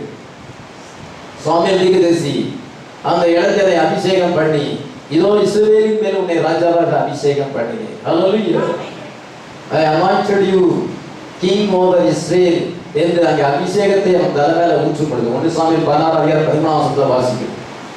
அன்னைக்கு அவன் மேல ப்ராமிஸ் வேர்ட் இருக்குது, அவன் மேல அனாயிண்டிங் இருக்குது. ஹல்லேலூயா. எப்படினாலும் அவன் ராஜாவா ஆயிடுவான். ஹல்லேலூயா. ஏனென்றால் அது ப்ராபசி, அது ப்ராமிஸ் வேர்டா இருக்குது. இவன் அதுக்காக முயற்சி எடுக்கணுமா? எடுக்கல. சவுல் எத்தனையோ முறை அந்த ஈட்டினால கொல்லணும்னு நினைக்கும் பொழுது இதை கொல்ல முடியல. அது மாத்திரமல்ல, இத கர்த்தர் சவுலை வந்து தாவீது கையில ஒப்படைக்கும் பொழுது அபிசாய் என்ன சொல்றான் என்றால், இப்ப அயர்ந்த நித்திரையில இருக்கிறான், நம்ம பேசுறது நம்ம நிக்கிறது ஒண்ணுமே தெரியல. இவனுடைய படைத்தலைவனாகி அப்பனேரும் அவனும் அயர்ந்த தூக்கத்துல இருக்கிறான். இப்ப 2 குத்தானே ஒரே குத்தா ஈட்டி வச்சு குத்திட்டுமா அப்படின்னு அபிசாய் கேட்கிறான். 2 சாமுவேல் 26:7-11 வரைக்கும் வாசிக்கணும். 1 சாமுவேல் 26:7-11 வரைக்கும் எழுதப்பட்டிருக்கு. வாசிக்க நேரம் இல்லை. ஒரே குத்தாரா குத்திட்டுமான்னு கேட்கும் பொழுது, இன்னைக்கே நீ ராஜாவாயிடலாம். இல்ல, அப்படி செய்யாத. கர்த்தரால் அபிஷேகம் பண்ணப்பட்ட மேல கை போடாத. ஒருவேளை அவர் யுத்தத்தில் போய் மறித்து, இத கர்த்தர் என்னைக்கு அவர் என்னை கொண்டு வர சித்தமா இருக்கிறாரோ அப்படியே வரட்டும், ஒண்ணு செய்யாத. பாருங்க, தாவீது கர்த்தருடைய வார்த்தைக்காக காத்திருக்கிறார். ஹல்லேலூயா. அவருக்கு ப்ராமிஸ் வேர்ட் இருக்கிறது. அதே போல ஜேக்கப் மேல ப்ராமிஸ் வேர்ட் இருக்கிறது. ஏன் ரெபேக்கா அப்படி ட்ரை பண்ணணும்?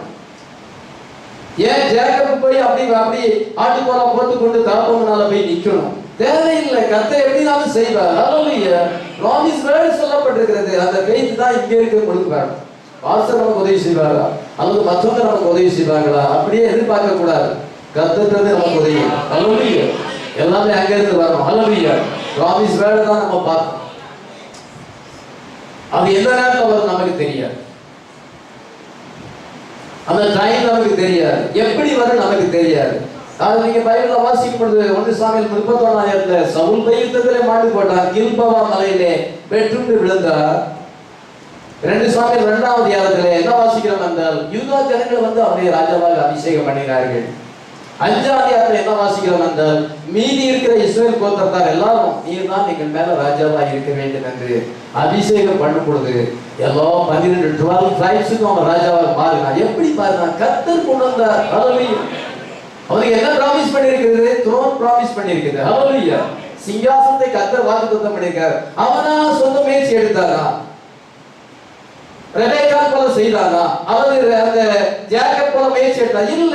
கர்த்தருடைய வேலைக்காக காத்திருந்தார். ஏற்ற வேலையில கர்த்தர் வைத்தினார். ஆசீர்வாதமாக ராஜ்யம் செய்தார். ஹல்லேலூயா. அதே போல ஆண்டவர் நமக்கு சிங்காசனத்தை ப்ராமிஸ் பண்ணியிருக்கிறார். எத்தனை பேர் விசுவாசிக்கிறோம்? ராஜ்யம் நமக்கு ப்ராமிஸ் பண்ணியிருக்கிறார். வெட்டிங் சார்ட்டர் நமக்கு ப்ராமிஸ் பண்ணியிருக்கிறார். நமக்கு மில்லினியம் ப்ராமிஸ் பண்ணியிருக்கிறார். நியூ ஜெருசலேம் ஏற்ற வேலையில அதை கொண்டு வந்தார். ஹல்லேலூயா. எத்தனை பேர் விசுவாசிக்கிறோம்? பொறுமையா நம்ம காத்திருக்கிறோம், ஜெபத்துல இருக்கிறோம். ஆமென். இவன் அப்படி இருக்க மனசு இல்லை. இவனுக்கு அந்த ஃபெய்த் இல்லை. அதாவது blessing of Isaac to Jacob. இப்பொழுது ஆசீர்வாதம் எப்படி வருதுன்னு பாருங்க. அவன் போய் நல்ல வஸ்திரங்களை உடுத்தி கொண்டான்னு சொல்லப்படும். 14 வாசிக்கிறோம். பின்பு ரெபேக்கா வீட்டிலே தன்னிடத்திலிருந்த தன் மூத்த மகனாகிய ஏசாவின் நல்ல வஸ்திரங்களை எடுத்து தன் இளைய மகனாகிய யாக்கோபுக்கு உடுத்தி. இத நல்ல வஸ்திரங்கள், ஏசாவுடைய நல்ல வஸ்திரங்கள் சொல்லும் பொழுது அந்த அந்த வஸ்திரத்தை குறித்து சரித்திரக்காரர்கள் என்ன சொல்லுகிறார்கள் என்றால், ஏசாவுக்கு அவனுடைய கட்டியில் அந்த நல்ல வஸ்திரம் இருக்கிறது. அது வந்து நோவாட்ட இருந்து சேமுக்கு வந்ததான், சேமுக்கு இருந்து ஆபிரகாமுக்கு வந்ததான், ஆபிரகாமிட்ட ஈசாக்கு வந்தது. இப்பொழுது மூத்த மகனாகி ஏசாவுக்கு போயிரு. இது வந்து ஒரு ஸ்பெஷல் ட்ரெஸ், ஸ்பெஷல் கவர்மெண்ட். சேஸ்திரபுத்திர பாகத்தை உடையவர்களுக்கு தான் அது சொந்தம். எலெக்டட் பீப்புளுக்கு தான் அது சொந்தம். இந்த வஸ்திரம் வந்து ஹிஸ்டாரியன்ஸ் அப்படி சொல்றாங்க, இது முன்னோருடைய வஸ்திரம். அந்த வஸ்திரம் வந்து ஆசீர்வதிக்கப்பட்டது. அது வந்து யாருக்கு கொடுக்கணுமோ அவங்களுக்கு தான் கொடுக்கப்படும். அதனால ஏசாவுடைய பெட்டியில போயிட்டு அங்க இருக்கிற அந்த ஷர்ட் அந்த வஸ்திரத்தை எடுக்கிறார். அது வந்து ஈசா கிட்ட இருந்து அங்க டிரான்ஸ்பர் ஆயிருக்குது. ஹல்லேலூயா. அது ஒரு காலத்துல ஆபிரகாம் இருந்தது. இப்போ ஜேக்கப் அந்த வஸ்திரத்தை பெற்றுக்கொண்டா இது அந்த வஸ்திரம் தான். என்ன செய்தால் அவன் வந்து என்ன செய்தால் அவன் யோசேப்புக்கு கொடுத்திருக்கிறான் என்று சரித்திரக்காரங்க சொல்றாங்க. அந்த பலவர்ணமான அங்கி.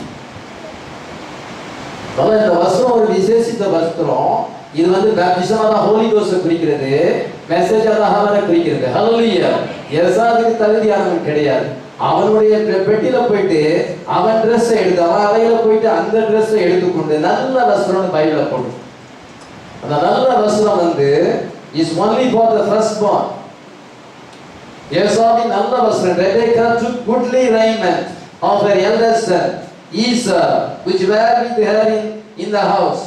இதோ அவள் அங்க வீட்டுல இருக்கிறது. அந்த எடுத்துக்கொண்டு தன்னுடைய இளைய குமாரனாகிய ஜேக்கபுக்கு அதை கொடுக்கிறார். Rebekah took goodly raiment of her eldest son. Goodly raiment of her eldest son Esau என்று சொல்லப்பட்டிருக்கிறது. ஹல்லேலூயா. இந்த ஆண்டவர் நமக்கு தந்து நல்ல வஸ்திரத்தை கொடுத்திருக்கிறார். ஹல்லேலூயா. என்ன வஸ்திரம்? கல்யாண வஸ்திரம். ஹல்லேலூயா. வெளிப்படுத்தல் 19:6 வாசிக்கலாம். நாம் சந்தோஷப்பட்டு களிகூர்ந்து அவருக்கு துதி செலுத்த கடவோம். ஆட்டுக்குட்டியாவுடைய கல்யாணம் வந்தது. அவருடைய மனைவி தன்னை ஆயத்தமிடலாம் என்று சொல்ல கேட்டேன். சுத்தமும் பிரகாசமான மெல்லிய வஸ்திரம் தரித்துக் கொள்ளும்படி அவள் கணிக்கப்பட்டது. அந்த மெல்லிய வஸ்திரம் பரிசுத்தவான்களுடைய நீதிகளை. நாம் சந்தோஷப்பட்டு களிகூர்ந்து அவருக்கு துதி செலுத்த கடவோம். ஆட்டுக்குட்டியாவுடைய கல்யாணம் வந்தது. அவருடைய மனைவி தன்னை ஆயத்தம் பண்ணினாள். சுத்தமும் பிரகாசமான மெல்லிய வஸ்திரம் தரித்துக் கொள்ளும்படி அவளுக்கு அருளப்பட்டது. அந்த மெல்லிய வஸ்திரம் பரிசுத்தவான்களுடைய நீதிகளே. ஹல்லேலூயா. The government must match the blessing. ஆசீர்வாதத்தை பெற வேண்டும் என்றால் அந்த கவர்மெண்ட்டை உடுத்திருக்க வேண்டும். ரேச்சர்ல போனா வெட்டிங் கார்மெண்ட் பெறணும். ஹல்லேலூயா. வெட்டிங் கார்மெண்ட் பெறலன்னா கல்யாண வஸ்திரத்துக்குன்னா அழுகை பற்கடிப்பான இடத்துல போடப்படுவார்.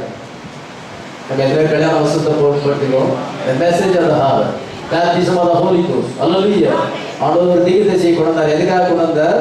மணவாட்டியை வார்த்தையின் வஸ்திரத்தினால் போர்த்திவிக்கப்படுவதற்காக. ஹல்லேலூயா. எலியேசர் ரெபேக்காவுக்கு வெட்டிங் கார்மெண்ட் கொடுத்தது போல இன்னைக்கு நமக்கு வெட்டிங் கார்மெண்ட் கொடுத்திருக்கிறது. வெட்டிங் கார்மெண்ட் பெறாம நம்ம மேரேஜ்ல இணைக்கப்பட முடியாது.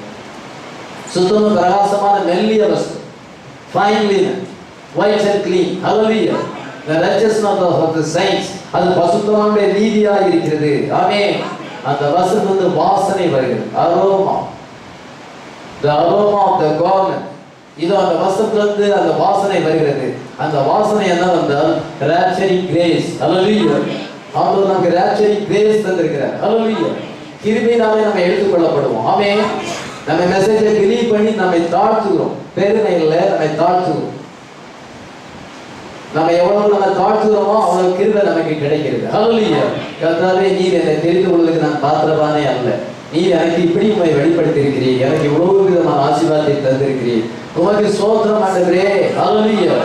இது என்னால வந்ததல்ல, இது உம்முடைய நீதி. ஹல்லேலூயா. அப்படின்னு நீங்க சொல்லும் பொழுது, நீங்க உங்களை தாழ்த்தும் பொழுது அந்த கிரேஸ் கிடைக்கிறது. rapturing grace. Hallelujah. the aroma of the garment. அந்த வாசனை, அந்த வஸ்திரத்திலிருந்து வாசனை வருகிறது. ஆமென். அந்த வாசனை உள்ள வஸ்திரத்தை அவன் தரித்துக் கொண்டுதான் அவங்க போகிறான். லவோதிக்கா சபையானது, இன்னைக்கு இருக்கிற பெந்தெகோஸ்து சபையானது அனலும் இல்லாமல் குளிரும் இல்லாமல் வெறுதுமாய் இருக்கிறது. நீ அனலின்றி குளிருமின்றி வெறுதுமாய் இருக்கிறாங்க. என் வாயிலிருந்து உன்னை வாந்தி பண்ணி போடு. எனக்கு உன்னை பார்த்தா குமட்டல் வருது.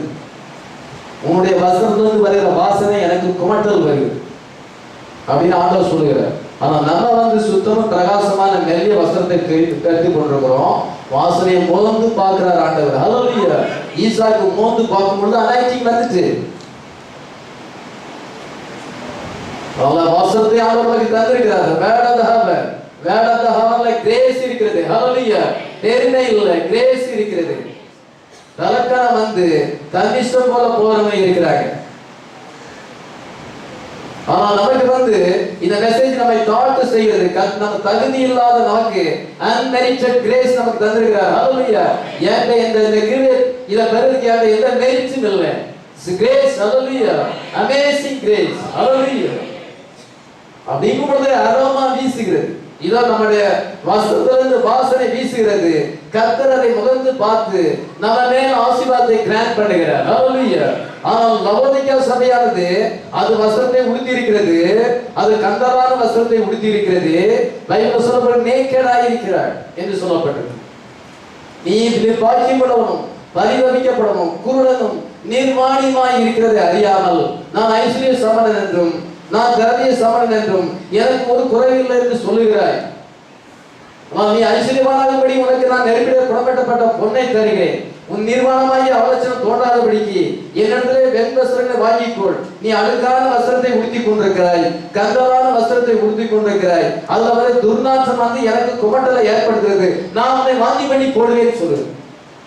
நீ அந்நிய பாஷை பேசுற குதிக்கிறேன்னு சொல்ற. இதோ உன்னுடைய ஜனங்களுடைய உபதேசங்களும் உன்னுடைய உபதேசங்களும் ரொம்ப மோசமா இருக்குது. சர்ச் ஆர்டர் ரொம்ப மோசமா இருக்கிறது. எனக்கு குமட்டல் வருகிறது என்று கர்த்தர் சொல்லுகிறார், இயேசு சொல்லுகிறார். நீ நம்ம மோந்து பார்த்து நல்ல வாசனை எத்தனை விசுவாசிகள் இங்க லைஃபுக்கு இருக்கு, அந்த ப்ராஃபஸிக்கு ஏற்ற மாதிரி இங்க லைஃப் இருக்குது. நல்ல வஸ்திரங்களை உடுத்தி கொண்ட லவோதிக்கா இன்னைக்கு என்ன செய்தால் அமிதமான வஸ்திரத்தை பெறவில்லை. நம்முடைய நீதிகள் எல்லாம் அழுக்கான கந்தையாய் இருக்கு. நாங்கள் அனைவரும் தீட்டானவர்களை போல் இருக்கிறோம். எங்களுடைய நீதி எல்லாம் அழுக்கான கந்தையாய் இருக்கிறது. ஏசாயா 64:6 வாசி. Our righteousness or filthy rags என்று சொல்லப்படுது. We are unclean. Our garments are filthy rags என்று சொல்லப்படுது. அழுக்கான கந்தைகளாய் இருக்கிறது. ஆனால் நல்ல வசனத்தை கர்த்தர் நமக்கு தந்திருக்கிறார். ஹல்லேலூயா. சுய நீதியை எடுத்து போட்டுவிட்டு தேவன் இயேசு கிறிஸ்து அவருடைய நீதியை தந்திருக்கிறார். ஹல்லேலூயா. நாம் அவர்கள் தேவனுடைய நீதி ஆகும்படி பாவம் அறியாத அவர் நமக்காக பாவமானார். 2 கொரிந்தியர் 5:21 வாசிக்கிறோம். அந்த நீதி his righteousness நமக்கு தந்திருக்கிறார். ஹல்லேலூயா. யாக்கோபுக்குரிய வசனத்தை தரிக்கல, ஏசாவின் வசனம். ஹல்லேலூயா. அதே போல இயேசு கிறிஸ்துவின் வசனத்தை நமக்கு தருகிறார். ஃபாதர் முன்னால நிக்கணும்னா நம்ம ஹெவன்லி ஃபாதர். ஹல்லேலூயா. இயேசு கிறிஸ்து முன்னால நிக்கணும்னா எல்டர்சன் வசனத்தை தரிக்கணும். ஹல்லேலூயா. உங்களுடைய எல்டர்சன் யாரு? ஏசா கிடையாது, இயேசு கிறிஸ்து. Jesus Christ is our elder son. ஹல்லேலூயா. அவர் தன்னை சகோதரன் என்று சொல்லுகிறார். எபிரேயர் 2:11-12 வாசிக்க நேரம் இல்லை. அந்த வசனங்களை வாசிக்கும் பொழுது அங்க என்ன, உங்களுடைய நாமத்தை என் சகோதரருக்கு அறிவித்து சபை நடுவில் உங்களை துதித்து பாடுவேன். நம்ம இயேசு கிறிஸ்து நம்முடைய எல்டர்சன் இருக்கிறார். ஹல்லேலூயா. நம்முடைய எல்டர்சனுடைய வஸ்திரத்தை அவருடைய நீதியை நம்ம தரிப்பித்திருக்கிறோம். அதே நம்ம பிதாவாகிய தேவனுக்கு முன்பாக நிற்க வேண்டும். ஹல்லேலூயா. ஃபாதர் முன்பாக நிற்க வேண்டும். கிருபாசனத்துக்கு முன்பாக நின்று இரக்கத்தை கிருபை தர வேண்டும், பிரசங்க தர வேண்டும் என்றால் நம்முடைய ஜேக்கப் தன்னுடைய வசனத்தை எடுத்துக்கொண்டு அந்த எல்டர்சனுடைய வசனத்தை தரிப்பிக்க வேண்டும். ஹல்லேலூயா. ரெபேக்கா அந்த வசனத்தை தரிப்பித்து அதிலே வாசனை இருக்கிறது. அது நல்ல வஸ்திரம், goodly raiment, aroma of the garment is a rapturing grace. அதை அவன் தரித்துக் கொண்டு அவன் நிற்க வேண்டும். ஹல்லேலூயா. எத்தனை பேர் நீங்கள் வசனத்தை தரித்துக் கொள்கிறோம்? அப்படி தரித்து கொள்ளவில்லை என்றால் நமக்கு கர்சிங் தான் வரும், சாபம் தான் வரும். அதை தரித்து கொண்டால் நமக்கு பிளஸிங் வரும். எத்தனை விசுவாசிக்கிறேன்? இப்பொழுது அந்த வசனத்தை தரித்துக் கொள்ளும் பொழுது அவருடைய நீதியை நம்ம தரித்துக் கொள்ளும் பொழுது நம்ம உள்ள மறைஞ்சிருக்கிறோம். ஒருத்தரை பார்க்கும் பொழுது நம்ம ட்ரெஸ் தான் பார்க்கிறோம், அவங்களுடைய பாடி உள்ள மறைஞ்சிருக்கு. அதனால இப்பொழுது நான் அல்ல, என்னை காணும் கிறிஸ்துவை காண்கிறார். ஹல்லேலூயா. I am no more a sinner. நான் பாவி இல்லை. ஹல்லேலூயா. I realize I am not lost. நான் இழக்கப்பட்டு போகவில்லை. I am a son of God filling with the Holy Spirit. Hallelujah. நான் பரிசுத்தாவினால் நிரப்பப்பட்ட தேவனுடைய குமாரனும் குமாரத்தியுமாய் இருக்கிறேன். Washed in the blood. ரத்தத்தால் நான் கழுவி சுத்திகரிக்கப்பட்டிருக்கிறேன். I am going to hell. நான் பரலோகத்துக்கு போய் கொண்டிருக்கிறேன். Hallelujah. எதை உடுத்திக் கொண்டு? என்னுடைய எல்டர் தந்த ஜீசஸ் கிறிஸ்துவின் வசனத்தை உடுத்திக் கொண்டு போகிறேன். Hallelujah. என்னுடைய நீதியினால நான் பரலோகத்துக்கு போக முடியாது. என்னுடைய நீதியினால நான் ராப்சர்ல பங்கு பெற முடியாது. நான் என்னுடைய எல்டர் ஜீசஸ் கிறிஸ்துடைய வஸ்திரத்தை, நல்ல வஸ்திரத்தை, பரிசுத்தமான நீதியை நான் தரித்துக் கொண்டு நான் அவரை சந்திக்க முடியும். எத்தனை பேர் விசுவாசிக்கிறீர்கள்? இப்பொழுது என்ன செய்தால் தன்னுடைய வார்த்தையினால், தன்னுடைய க்ளோத்திங், தன்னுடைய ஆக்ஷன், இதனால தாப்பனை வஞ்சிக்கும்படியாக போகிறான். His action, his words, his clothing to deceive his father. தன்னுடைய தாப்பனாரை வஞ்சிக்கும்படியாக ரெபேக்காள் கற்பித்தபடி அவன் அங்கே போகிறான். இப்பொழுது ஈசாக்கு முன்னால போய் நின்று உம்முடைய மூத்த மகனாகிய ஏசா வந்திருக்கிறேன், வேட்டையாடி உங்களுடைய ஆகாரத்தை நான் வந்து சமைத்து கொண்டு வந்திருக்கிறேன் என்று சொல்லுகிறான். எத்தனை போய் சொல்றான்னு கவனிச்சுப்பாரு. 5 போய் சொல்றான். 19 வாசத்தை வாசிக்கலாம். அப்பொழுது யாக்கோபு தன் தகப்பனை நோக்கி, நான் உமது மூத்த மகனாகிய ஏசா, நான் உடைய மூத்த மகனாகிய ஏசா. மூத்த மகனாகி ஏசான்னு சொல்றான். அவன் இளைய மகன். அது ஒரு பொய்யாச்சா? அடுத்தபடியாக நீர் எனக்கு சொன்னபடியே செய்தேன். இது நீர் எனக்கு சொன்னபடியா, அவர் சொன்னபடியா வேட்டையாடி அப்படின்னா இல்ல. இரண்டாவது பொய். அதற்கு இந்த 3ஆம் வசனத்தை வாசிக்கலாம். உம்முடைய வாசிக்கிறேன். உம்முடைய ஆத்துமாவை ஆசீர்வதிக்கும்படி நீர் எழுந்து உட்கார்ந்து நான் வேட்டையாடி கொண்டு வந்ததை புசியும் என்றான். இத நான் வேட்டையாடி கொண்டு வந்ததா? கடையில போயிட்டு 2 ஆளை பிடிச்சு வந்திருக்கிறான். அதனால இவன் வேட்டையாடியா பிடிச்சிருந்தா இல்ல. அவன் என்ன சொன்னாரு? அந்த ஈசாக்கு இவங்கிட்ட சொன்னாரா? சொல்லல. ஏசாக்கு தான் சொன்னாரு. 1 2 3 பொய் ஆயிடுச்சு. 4வது பொய்யை பார்க்க 20ஆம் வசனத்தை வாசிங்க. அப்பொழுது ஈசாக்கு தன் குமாரனை நோக்கி, என் மகனே, உனக்கு இத்தனை சீக்கிரமா எப்படி அகப்பட்டது என்றான். எவ்வளவு சீக்கிரமா எப்படி கிடைச்சிச்சு? வேட்டையாடிட்டு காட்டுல போய் வேட்டையாடிட்டு வந்து சமைச்சு வரணும், எவ்வளவு நேரம் ஆகும்? உனக்கு சீக்கிரமா எப்படி கிடைச்சிச்சு அப்படின்னு கேட்கும் பொழுது அவன் என்ன சொல்லுகிறான்? அவன் உம்முடைய தேவனாகிய கர்த்தருக்கு நேரிட பண்ணினார் என்றான். He said, because the Lord thy God brought it to me. இதோ உம்முடைய தேவனாகிய கர்த்தர், ஆண்டவர் பேரே சொல்லியிருந்தான். கர்த்தர் சொன்னார். தைரியமா போய் அடிக்கிறது சிலர். சரி, அவங்களா சொன்ன மாதிரி இல்லாம கர்த்தர் மேல பழிய போட்டுருக்கு. உம்முடைய தேவனாகிய கர்த்தர் எனக்கு அதை நேர்ந்தப்ப, என்னுடைய தேவன் அல்ல, உம்முடைய தேவன். ஏன்னா ஐசக் வந்து ஒரு சயின்ஸ், இவன் கொஞ்சம் சீச்சிங் இருக்குது. அதனால தான் உம்முடைய தேவனாகிய கர்த்தர் எனக்கு நேரிடப்பட்ட 4வது பொய். அதற்கு 5வது பொய்யை வாசிங்க. 24ஆம் வசனத்தை வாசிக்கலாம். நீ என் குமாரனாகிய ஏசா தானோ என்றான். அவன் நான் தான் என்றான். இதோ பக்கத்துல உன்னை தடவி பார்க்கலாம், நீ என்னுடைய குமாரனாகிய ஏசா தானே பேர் சந்தேகம் பண்ணி ஏற்பட்டுட்டு. ஏன்னா கை வந்து தடவி பார்த்தா ரோமா இருக்கு, ஏசாவின் கை. சத்தம் வந்து யாக்கோபு சத்தமா இருக்கு. வாய பக்கத்துல வான்னு சொல்லும் பொழுது நீ குமாரனாகிய ஏசா தானோ? நான் தான் ஏசா தான். 5 பொய் சொல்றோம். ஜெயகர் தேவலாம் தெரிந்து கொள்ளப்பட்டது. அவன்கிட்ட நகையாக தெரிந்து கொள்ளப்பட்டாங்க. பொய் சொல்லலாம்னு அர்த்தம் இல்லை. கர்த்தர் அவனை சேஞ்ச் பண்ணினார். ஹல்லேலூயா. அதுக்கு வேண்டிய கிரையத்தை அவன் செலுத்தணும். நம்ம தவறு செஞ்சா நம்ம பிரைஸ் செலுத்தணும். தவறு செஞ்சுட்டு பைபிள்ல அப்படி இருக்குது, அவங்க எல்லாம் தப்பு இருந்துச்சு, அதனால நான் தப்பு செய்யறேன் அப்படிங்கிற பைபிள் எழுதி இருக்குது. அவங்க கிரையத்தை செலுத்தினாங்க, தண்டனை வந்துச்சு. அந்த தண்டனை நமக்கு கிடைக்கும். பைபிள் எதுக்காக எழுதப்பட்டிருக்கு சரியா நிதானிக்கணும். பாதிகள் என்ன செய்வாங்கன்னா சட்டத்துல ஓட்டையை தேடணும், கண்டுபிடிச்ச மாதிரி அப்படி கண்டுபிடிக்க பார்ப்பாங்க. நீங்க அந்த மாதிரி ஆட்களை இருக்க கூடாது. சாசி என்ன செய்வாங்கன்னா பிரசங்கத்தை வேற மாதிரி எடுக்க வைப்பான். ஜாக்கிரதையா இருக்கணும். இவன் பொய் சொன்னா நானும் பொய் சொல்லலாம்னு அர்த்தமா அப்படின்னு நீங்க எழுதல. அதனால வந்து தண்டனை என்னங்கிறத யோசிச்சு பார்க்கணும். அப்படி பொய் சொன்னாலும் அதுக்கு என்ன பனிஷ்மெண்ட் வந்தது? ரெபேக்கா அப்படி ட்ரை பண்ணனால என்ன அவளுக்கு தண்டனை வந்துச்சு? அதை கடைசியில சொல்றேன். இப்பொழுது என்ன சொல்றாரு? அது நான் தான் என்றான். இப்படி 5 பொய் சொல்லுகிறான். அப்பொழுது என்ன சொல்லுகிறான்? அந்த ஈசாக்கு சொல்லுகிறான், கைகளோ ஏசாவின் கைகள். தடை பார்க்கும் பொழுது ரோமை இருக்கிறது, கழுத்து தடை பார்த்தா ரோமை இருக்கிறது. ரெபேக்கா அப்படி ட்ரிக் பண்ணி இருக்கிறார். இத கைகளோ ஏசாவின் கைகள், சத்தமோ யாக்கோபின் சத்தம். 22ஆம் வசனம். யாக்கோபு தன் தகப்பனாகிய ஈசாக்கண்டே கிட்ட போனான். அவன் இவனை தடவி பார்த்து, சத்தம் யாக்கோபின் சத்தம், கைகளோ ஏசாவின் கைகள். The voice is Jacob's voice, but the hands are the hands of Esau.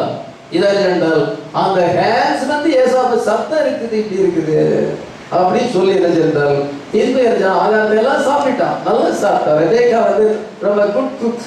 அவளை ரொம்ப நல்ல சமையல் பண்ணியிருக்கிறார், ரொம்ப டேஸ்டா பண்ணியிருக்கிறார். அவன் எல்லாத்தையும் சாப்பிட்டு நீங்க திராட்சரசமும் கொண்டு கொடுக்கிறான். திராட்சரசத்தையும் என்ன செஞ்சால் அவன் வந்து குடிச்சு விட்டு அவன் ஆசி வைத்து விட்டான். இப்பொழுது நீ பக்கத்துல வந்து எனக்கு முத்தம் கொடு என்று சொல்லுவான். 26ஆம் வசனம். அப்பொழுது அவன் தகப்பனாகிய ஈசாக்கு அவனை நோக்கி, என் மகனே, நீ கிட்ட வந்து என்னை முத்தம் செய் என்றான். 26th word. And his father Isaac said unto him, come near now and kiss me, my son. என் மகனே, நீ பக்கத்துல வந்து கிட்ட வந்து எனக்கு முத்தம் கொடு. அந்த அப்பா பக்கத்துல வந்து முத்தம் கொடுக்குறான்.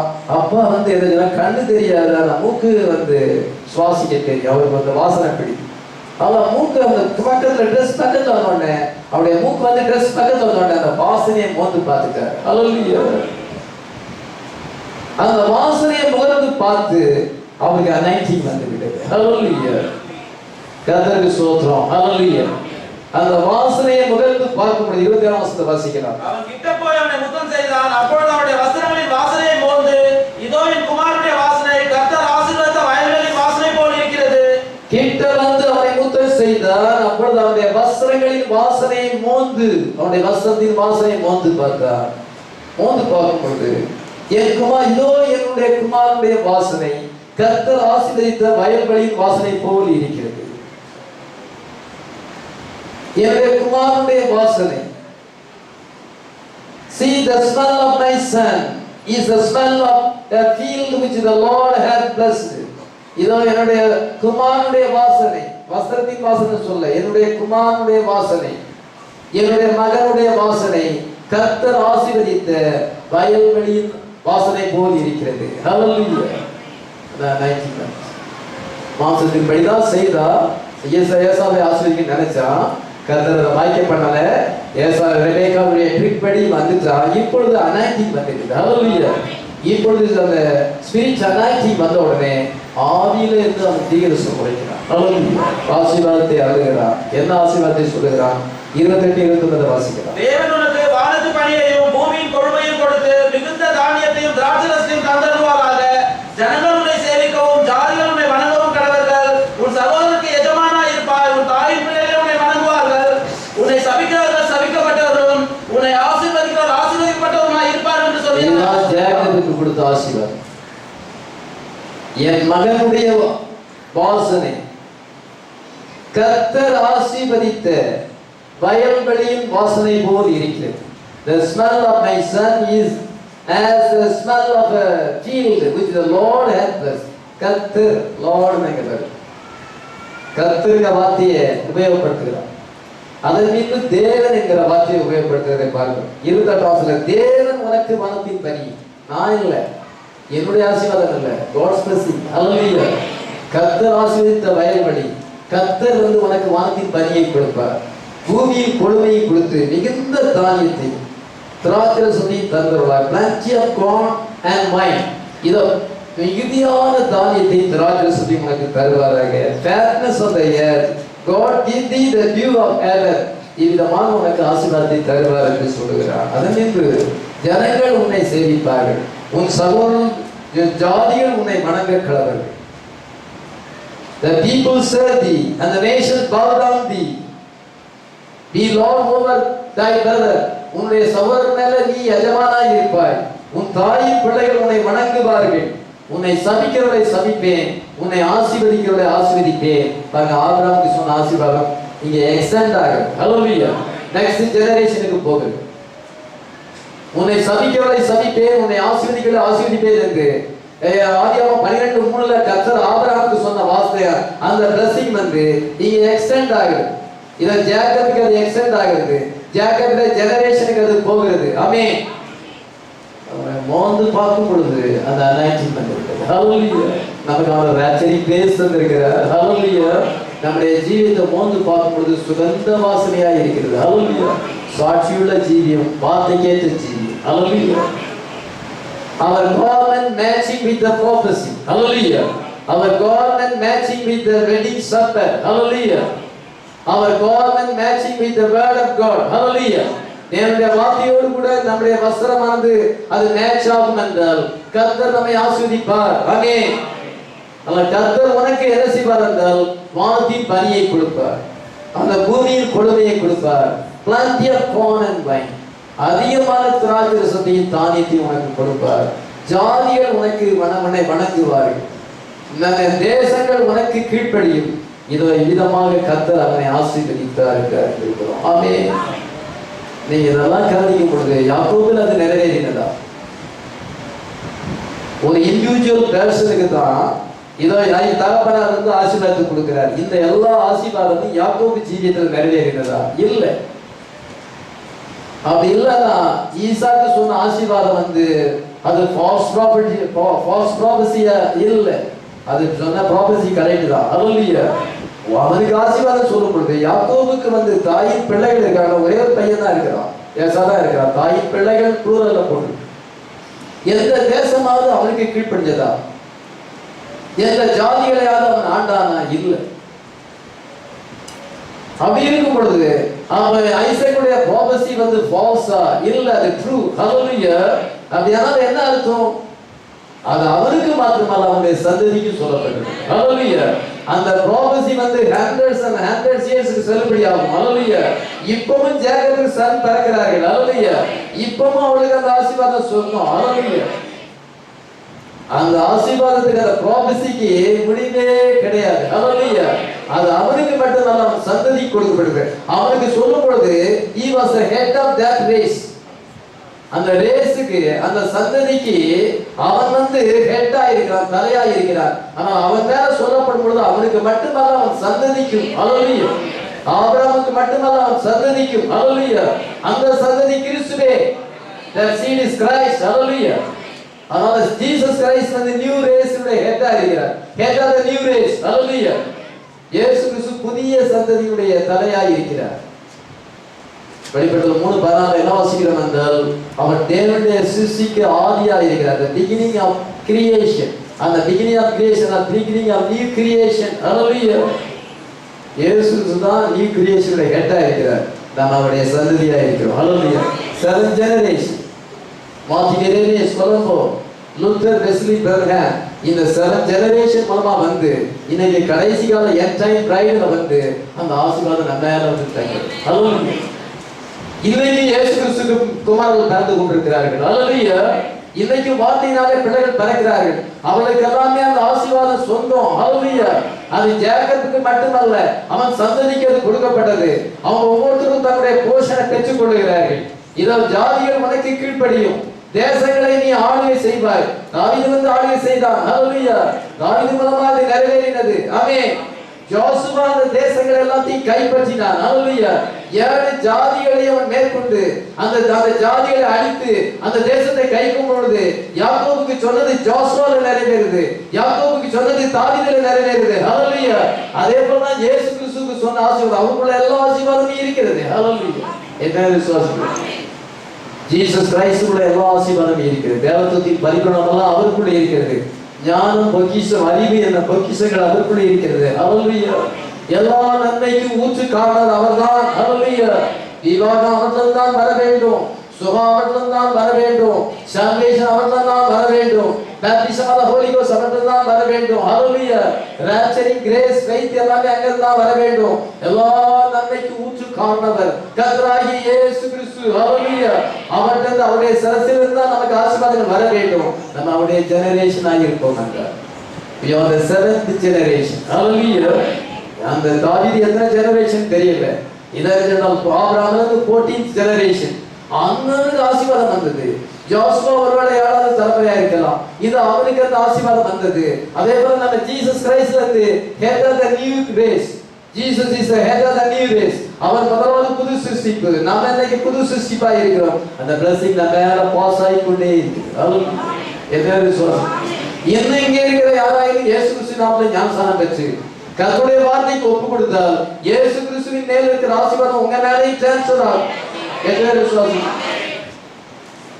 பாருங்க, அங்க வந்து இஸ்ரேல் தாசத்துல 2 ரெயின் உண்டு. Former rain and latter rain.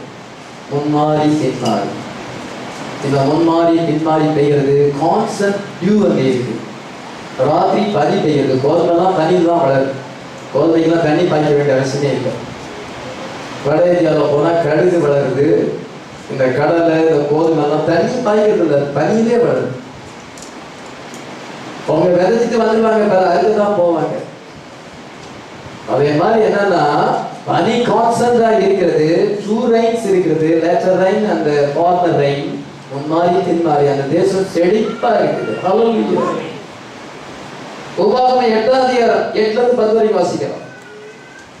உபாகமம் 8ஆம் அதிகாரம்.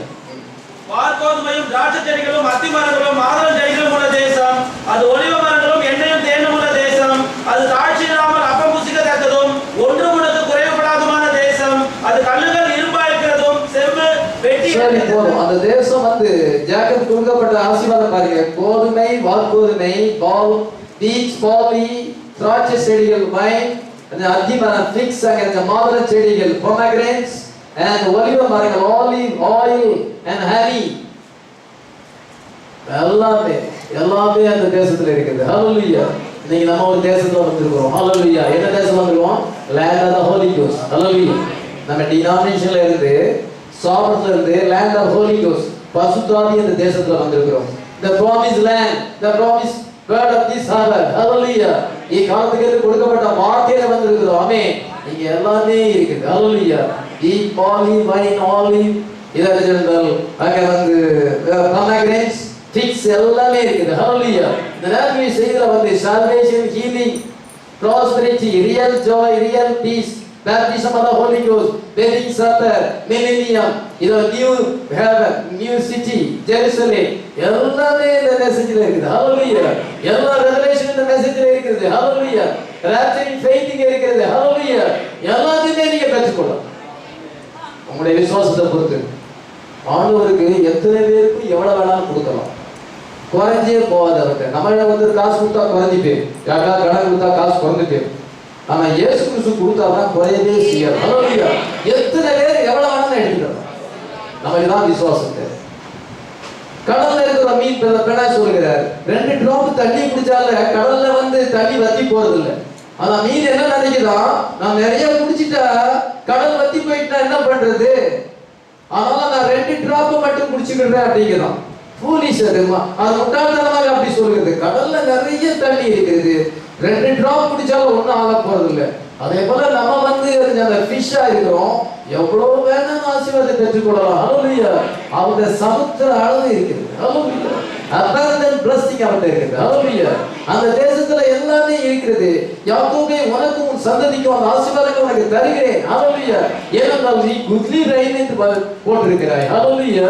உன்னுடைய வாசனை, அந்த வாசனை வந்து தேவன் ஆசீர்வதித்த வயல்வெளியின் ஆசீர்வாதத்தை போல இருக்கிறது. ஹalleluya.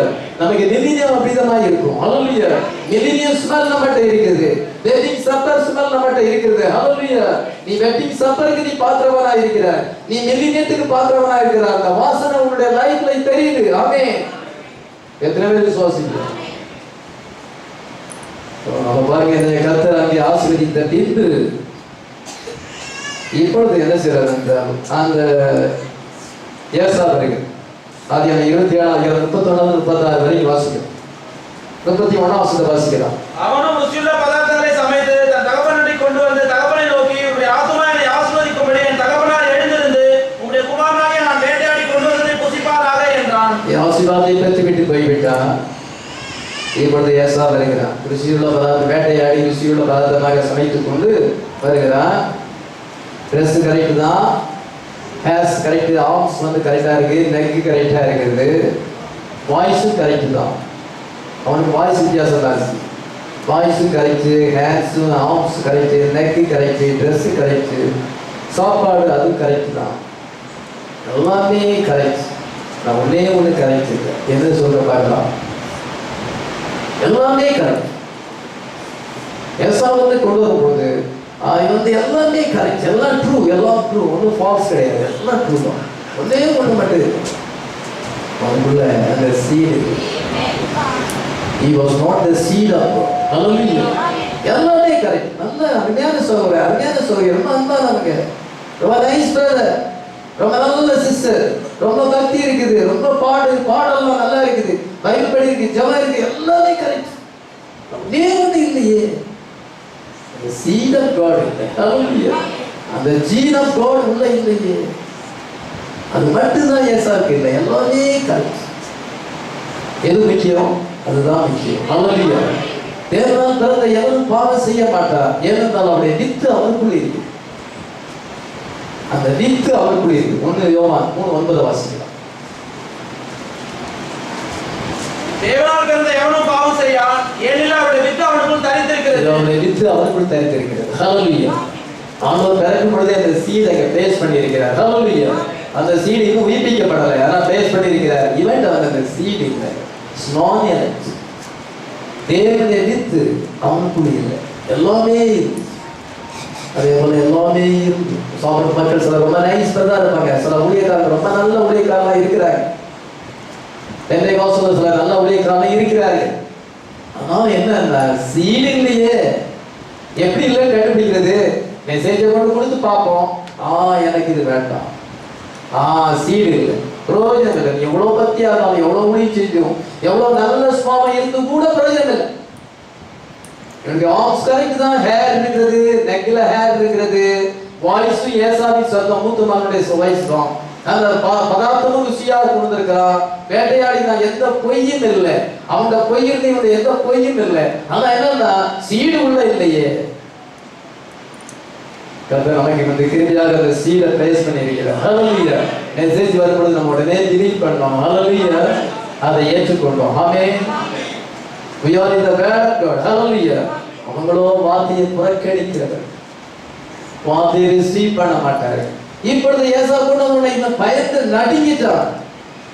நீ யார் என்றான். நான் மூத்த மகனாகிய ஏசா. ஈசா எழுதின 33 வசனத்தை வாசிக்கிறார். அப்பொழுது ஈசாக்கு மிகவும் பிரமித்து நடுங்கினான். 33 in the verse 33, Isaac trembled very exceedingly. ரொம்ப கிட்ட நடுங்கிட்டான், ஷாக் ஆகி போச்சு. நான் ஆசீர்வாதத்தை பற்றி பேனா, இப்ப இவன் நான் வந்து மூத்த மகன் ஏசாக்கு, அவன் ஏசான்னு சொல்லி பேசி போயிட்டான். அவனுக்கு பயந்து நடுங்கிட்டான், ஷாக் ஆகிட்டு இப்படி நடக்கும்னு நினைக்கவே இல்லை.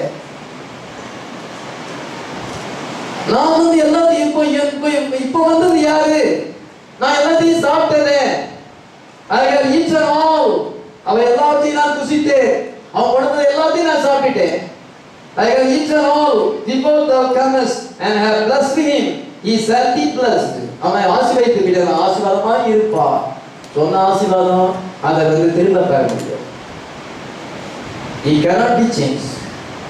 He cannot be altered. அதை மாற்ற முடியாது. அவன் ஆசீர்வாதமாக இருப்பான்.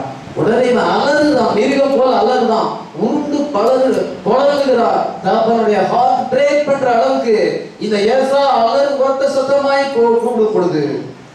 என்ன செய்ய முடியும், நான் என்ன செய்ய முடியும் என்று சொல்லுங்க. எனக்கு நீ ஆசீர்வாதத்தை தாரும் என்று கேட்கும் பொழுது என்னால என்ன செய்ய முடியும் என்று கேட்கிறான் என்றால் என்ன அர்த்தம் என்றால், நான் வந்து அதை மாற்ற முடியாது. அவன் ஆசீர்வதிக்கப்பட்டவனாய் இருப்பான். இவன் என்ன 34 வசனத்தை வாசிக்கலாம். ஏசா தன் தகப்பனுடைய வார்த்தைகளை கேட்டவுடனே மிகவும் மனம் கசந்து உரத்த சத்தமிட்டு அலறி தன் தகப்பனை நோக்கி, என் தகப்பனே என்னை ஆசீர்வதியும் என்றான். இதோ தகப்பனே என்னை ஆசீர்வதியும் என்று கேட்கும் பொழுது நான் வந்து என்ன செய்ய முடியும் என்று அவர் சொல்லுவார். பாத்தீங்கன்னா இப்பொழுது அவன் பயந்து நடுக்கும் பொழுது யாக்கோபு ஆசீர்வாதத்தை பெற்றுட்டு போயிட்டானே மட்டும் இல்லை, நான் மிஸ்டேக் கமிட் பண்ணிட்டேனே. இப்ப நான் ஃபர்ஸ்ட் டைம் ரியலைஸ் பண்றோம். ஃபர்ஸ்ட் டைம் ஈசாக்கு ரியலைஸ் பண்ணா, தாத்தா ரியலைஸ் பண்ணார். நான் அவனுக்கு தான் ஆசீர்வாதம் கொடுக்கணும், நான் உனக்கு கொடுக்கணும்னு நினைக்கும் பொழுது கர்த்தர் இப்படி மாத்தி விட்டுட்டாரே. அதனால என்ன செய்யறால், நான் மிஸ்டேக் பண்ணிட்டேனே, நான் கர்த்தருக்கு விரோதமா தவறு பண்ணிட்டேனே. பயந்து நடுங்குகிறான், திகைக்கிறான். ஹல்லேலூயா. இப்பதான் ஃபர்ஸ்ட் ரியலைஸ் பண்றான், நான் தவறான நபருக்கு ஆசீர்வாதத்தை கொடுக்க வேண்டும் நினைத்தது எவ்வளவு பெரிய தவறு. கர்த்தர் அதை பார்த்து கொண்டு அவர் ஓவர்ரைட் பண்ணிட்டார். ஹல்லேலூயா. The real garment, but not the real seed in the heart. அவனுடைய இதயத்தில் உள்ள வித்து இல்லை. Now he realized the first time God's sovereign grace, கர்த்தருடைய அந்த கிருபையானது override. Jacob was the one that get the blessing of his bone. இதோ யாக்கோபு தான் ஆசீர்வாதத்தை பெற வேண்டும், நான் தவறு பண்ணி விட்டேனே. கர்த்தர் என்ன செஞ்சார், அவர் மாத்தி போட்டுட்டாரு. ஆனால் நான் பண்ண மிஸ்டேக் கர்த்தருக்கு விரோதமான தவறு. கர்த்தர் அதை அலோவ் பண்ணி இருக்கிறார். ஹல்லேலூயா. அவன் வந்து ஆசீர்வாதத்தை தரணும்னு அலோவ் பண்ணி இருக்கிறார். யாருக்கும் தெரியாதுன்னு தான் நான் உன்கிட்ட சொன்னேன். ஆனா அது எப்படி நடந்துச்சு? உனக்கு எனக்கு தான் அந்த சீக்ரெட் தெரியும். ஆனா அவன் வந்து ஆசீர்வாதத்தை தர்றான்னா இது கர்த்தர் ஓவர்ரைட் பண்ணிட்டார். This is God. Hallelujah. நான் கிடையாது, இது கர்த்தர். Hallelujah. God is standing between you and me. கர்த்தர் எனக்கும் உனக்கும் மத்தியில இருந்து அவர் இந்த காரியத்தை மாத்தி இருக்கிறார். நாம் தவறானவனுக்கு ஆசீர்வாதத்தை கொடுக்கணும்னு நினைச்சது ஏன் தப்பு தான். அவனால கர்த்தர் மாத்திட்டார், திகைச்சிட்டான். அப்படி என்ன அவன் greatly trembled. நம்ம சில நேரங்களில் என்ன செய்ய வந்தாலும் இதை நான் மிஸ்டேக் பண்ணும் பொழுது ட்ரெம்பிள் ஆக வேண்டியது வரும், திகைக்க வேண்டியது வரும். நம்ம இப்படி பேரலாம்னு நினைச்சோன்னா ஆண்டவரை மாற்றி போட்டாரு, நம்ம அப்படி போன நினைச்சு தப்பு தானே. அப்படிதான் கர்த்தர் செய்வார். ஹல்லேலூயா. நீங்க தேவன் தெரிந்து கொள்ளப்பட்டா அப்படி செய்வார். உங்களுடைய சொந்த வழியை ஆண்டவர் மறிச்சு போட்டுட்டு அதை தடை பண்ணி அவருடைய சித்தத்தை நிறைவேற்றுவார். ஹல்லேலூயா. உங்களுக்கு ஒருத்தர் தீங்கு செய்யணும்னு நினைச்சா கூட ஆண்டவர் அதையும் நல்லதா முடிச்சிருக்காரு. ஹல்லேலூயா. யோசேப்புக்கு சகோதரர்கள் தீங்கு செய்ய நினைச்சாங்க, கர்த்தர் மத்தியில வந்து நின்று என்ன செஞ்சார் என்றால், நீங்க எனக்கு தீங்கு செய்ய நினைச்சீங்க, கர்த்தரோ வெகு ஜனங்களை காப்பாற்றும்படியாக அதை நன்மை தேர்வாக முடிய பண்ணினார். ஹல்லேலூயா. அதே போல கர்த்தர் குறுக்க வந்திருக்கார்.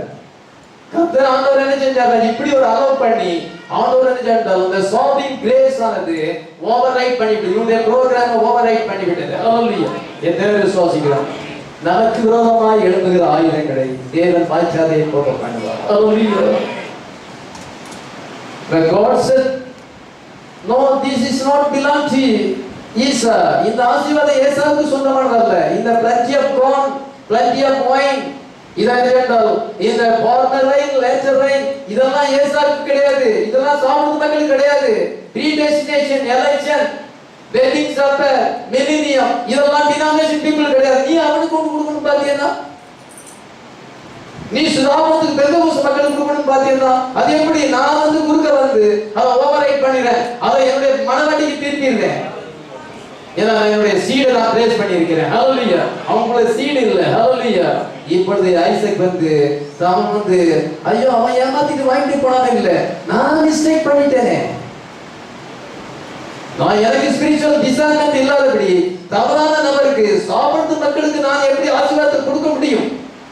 நான் எலைட் பீப்புள், அவங்க வார்த்தையில இல்லாதவங்க, சேஷனத்தை பார்த்து வித்து போட்டவங்க, அவிசுவாசியோட ஐக்கியம் வைத்தவங்க, உலகபரமான தியாகம் செய்தவங்க, எப்படி நான் பிளஸிங்க கொடுக்க முடியும்? நான் செய்தது தவறு, ராங் பர்சன் கொடுக்கிறேன். ஆனா கர்த்தர் அலோவ் பண்ணி அதை மாற்றி விட்டார். ஹல்லேலூயா. அவன் ஆசீர்வதிக்கப்பட்டவனாக இருப்பான். He cannot be changed. ஹல்லேலூயா. இல்ல நீர் எனக்கு ஒரு ஆசீர்வாதத்தை அளித்தார் அப்படி சொல்லும் பொழுது he is begging his daddy. அவனுடைய அப்பா வந்து கெஞ்சுகிறான், daddy daddy bless me, daddy daddy bless me, அப்பா அப்பா என்னையும் ஆசீர்வதியும், bless me also, even me also என்று சொல்லும் பொழுது அவன் வந்து ஈசாக்கிட்ட தான் கெஞ்சுறான் ஒழிய இத பரமதமனாய் ஆண்டவர்கிட்ட போற. ஹல்லேலூயா. ஆண்டவர்கிட்ட கெஞ்சல. ஹல்லேலூயா. டாடி டாடி என்ன ஆசீர்வதி, நம்ம வந்து நம்மளே பரமதமனை நோக்கி பார்க்கிறோம். எதை நோக்கி பார்க்கிறோம்? மனுஷங்கிட்ட போய் கெஞ்சது இல்லை, அவரை பார்க்கிறோம். ஹல்லேலூயா. ஏசா மாம்சத்துக்குரியவன், மனுஷனை தான் பார்ப்பான், மனுஷன் மூலமா ஏதாவது கிடைக்காதான் பார்ப்பான். ஆனா நம்ம ஆவிக்குரியவங்களை கர்த்தரை நோக்கி பார்க்கிறோம். எனக்கு ஒத்தாசை வரும், பரவங்களுக்கு எனக்கு ஒத்தாசை, வாந்தி பூமி கொண்டாடின கர்த்தருக்கு எனக்கு ஒத்தாசை வரும். ஏன் அவன் வந்து இயேசுவே இயேசுவேன்னு கூப்பிடல? ஏன் கர்த்தாவே கர்த்தாவே கூப்பிடல? டேடி டேடி என்னையும் ஆசீர்வதியும் அப்படிங்கிறான். எனக்கு வந்து அந்த உலகப்பிரமான ஆசீர்வாதம் தான் தேவை. எனக்கு வந்து என்னன்னா இந்த ஆசீர்வாதம் வேண்டாம். எப்படினாலும் எனக்கு ஆசீர்வாதம் வேணும், எப்படினாலும் எனக்கு பணம் வேணும், எனக்கு எல்லாம் வேணும், அதுதான் நினைக்காங்க ஒழிய இதுக்குதான் ஆண்டவரை நோக்கி கூப்பிடுறாங்க ஒழிய அந்த ஹெவன்லி பிளஸிங் அவன் தேவை. எனக்கு கார் வேணும், எனக்கு பங்களா வேணும், எனக்கு மனைவி பிள்ளைகள் வேணும், எனக்கு நல்ல ஒரு வசதியான வாழ்க்கை வேணும், இதுதான் அநேக கிறிஸ்துவோடைய ஜெபம். ஆனா ஆவிக்குரிய காரியங்களை வாஞ்சிப்பதில்லை, கர்த்தரை அவர்கள் விரும்புவதில்லை, கர்த்தருடைய ஆசீர்வாதத்தை விரும்புகிறார்கள். கிவர் வேண்டாம், அவருக்கு கொடுக்கிற கிஃப்ட் தான் வேணும். இதுதான் பெந்தகோஸ்து மக்களுடைய நிலைமை, சாபன மக்களுடைய நிலைமை. கிவர் வேண்டாம், இயேசுவே நீர் வேண்டாம், வேர்ட் வேண்டாம், ஹோலி ஸ்பிரிட் வேண்டாம், ஆனா பிளஸிங் வேணும், உங்களுடைய ஆசீர்வாதம் வேணும், ஆனா நீர் வேண்டாம். ஆனா கர்த்தர் என்ன செய்வார் என்றால் இங்க வந்து I want God be my portion. ஹல்லேலூயா. அவர் என்னுடைய பங்கு. எத்தனை பேருக்கு அவர் பங்கா இருக்கிறார்? I want to be God in my inheritance. இயேசுவே என்னுடைய சுதந்திரமாய் இருக்கிறார். ஹல்லேலூயா. ஆண்டவரே நீர் வேணும், எனக்கு நீரும் வேணும், உங்களுடைய ஆசீர்வாதமும் வேணும். ஹல்லேலூயா. அவனுக்கு என்னன்னா கர்த்தர் வேண்டாம், ஆசீர்வாதம் மட்டுமே. அவன் இப்பொழுது என்ன செய்யலாம்? அவன் ஆசீர்வாதத்தை ஈசாக்கு ஆசீர்வாதத்தை கொடுக்குறான், அந்த கர்த்தர் இல்லை. அதான் பாருங்க, கர்த்தர் அவர் இல்லை. கர்த்தர் இல்லாம ஆசீர்வாதம் எதுக்கு? கர்த்தர் வேண்டாம், நான் என் மாம்சத்தின்படி நான் சந்தோஷமா இருக்க போறேன், கர்த்தர் வேண்டாம், கல்வாரி சபை வேண்டாம், பாஸ்டர் வேண்டாம், செய்தி வேண்டாம், எனக்கு ரேப்சர் வேண்டாம், நான் தான் நடந்து போறேன், நான் போறேன், நான் வந்து அந்த இதுல போறேன். எப்படி பாருங்க சாசு கடைசி காலத்துல எப்படி ஜனங்களை கொண்டு போறேன். ஏசா எப்படி இருக்கா பாருங்க.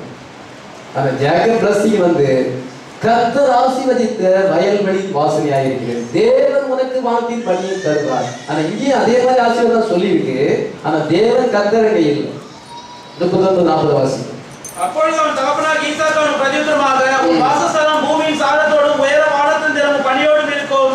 உன் பட்டயக்காரில் நீ பிழைத்து உன் சகோதரனை சேவிப்பாய். நீ மேற்கொள்ளும் காலம் வரும்போதோ உன் கழுத்தில் இருக்கிற அவனுடைய நுகத்தடியை முறித்து போடுவாய். உன் வாசஸ்தலம் பூமியின் சாரத்தோடும் உயர வானத்திலிருந்து இறங்கும் பணியோடு இருக்கும். பாருங்க, கர்த்தரே இல்லை. உனக்கு ஆசீர்வாதம் தர்றேன், இத பணி அவனுக்கும் பணி சொல்லப்பட்டிருக்கு. ஆனா கர்த்தர் வானத்தின் பணியை தருவார் சொல்லல. தேவன் உனக்கு வானத்தின் பணியை தருவார் என்று அங்க சொல்லல. ஆனா இங்க என்ன சொல்லி இருக்கிறது என்றால், உன் கர்த்தருங்க வேடு இல்லை, தேவனுங்க வேடு இல்லை. உன் பட்டயத்தினாலே, அவன் உன் பட்டயத்தினாலே நான் எழுதும் உன்னுடைய திறமையினாலே நீ படைப்பாய். நம்ம வந்து நம்முடைய பட்டயத்துல படைக்கல, நம்ம கிங்ஸ் வேர்டு வச்சிருக்கோம். ஹல்லேலூயா. கிங்ஸ் வேர்டு தேவனுடைய வார்த்தை. ஹல்லேலூயா. கர்த்தருடைய பட்டயம் கிதியோனுடைய பட்டயம். ஹல்லேலூயா. இவனுக்கு நான் நீ உன் பட்டயம், உன் ஞானத்துல உன் சாமர்த்தியத்துல நீ படைப்பாய். உனக்கு வேர்லி பிளஸிங் கொஞ்சம் தாரு, ஆனா ஹெவன்லி பிளஸிங் கிடையாது. ஹல்லேலூயா. அவனுக்கு வந்து கர்த்தர் அவனுடைய சுதந்திரமா இருந்தார். அல்ல எனக்கு எதிர்க்க அந்த சுதந்திரம் தேவை. ஆண்டவரே நீர் இல்லாத ஆசீர்வாதம் எனக்கு தேவை. ஹல்லேலூயா. நீர் உம்முடைய ஆசீர்வாதம் எனக்கு தேவை. கர்த்தரின் ஆசீர்வாதத்தை ஐசுத்தி தரும். ஆமென். இவனுக்கு பிளஸிங் வேணும், கர்த்தர் வேண்டாம். இதான் உலகத்தின் மக்கள் அவ்விதமாக இருக்கிறார்கள். இங்க வந்து அவங்க வைன் வாங்கி ஒமிட் பண்ணிருக்கு. omitted wine, leaves of the name of the Lord. ரெண்டு காரியம் சொல்லப்பட்ட ஆசீர்வாதத்திலே.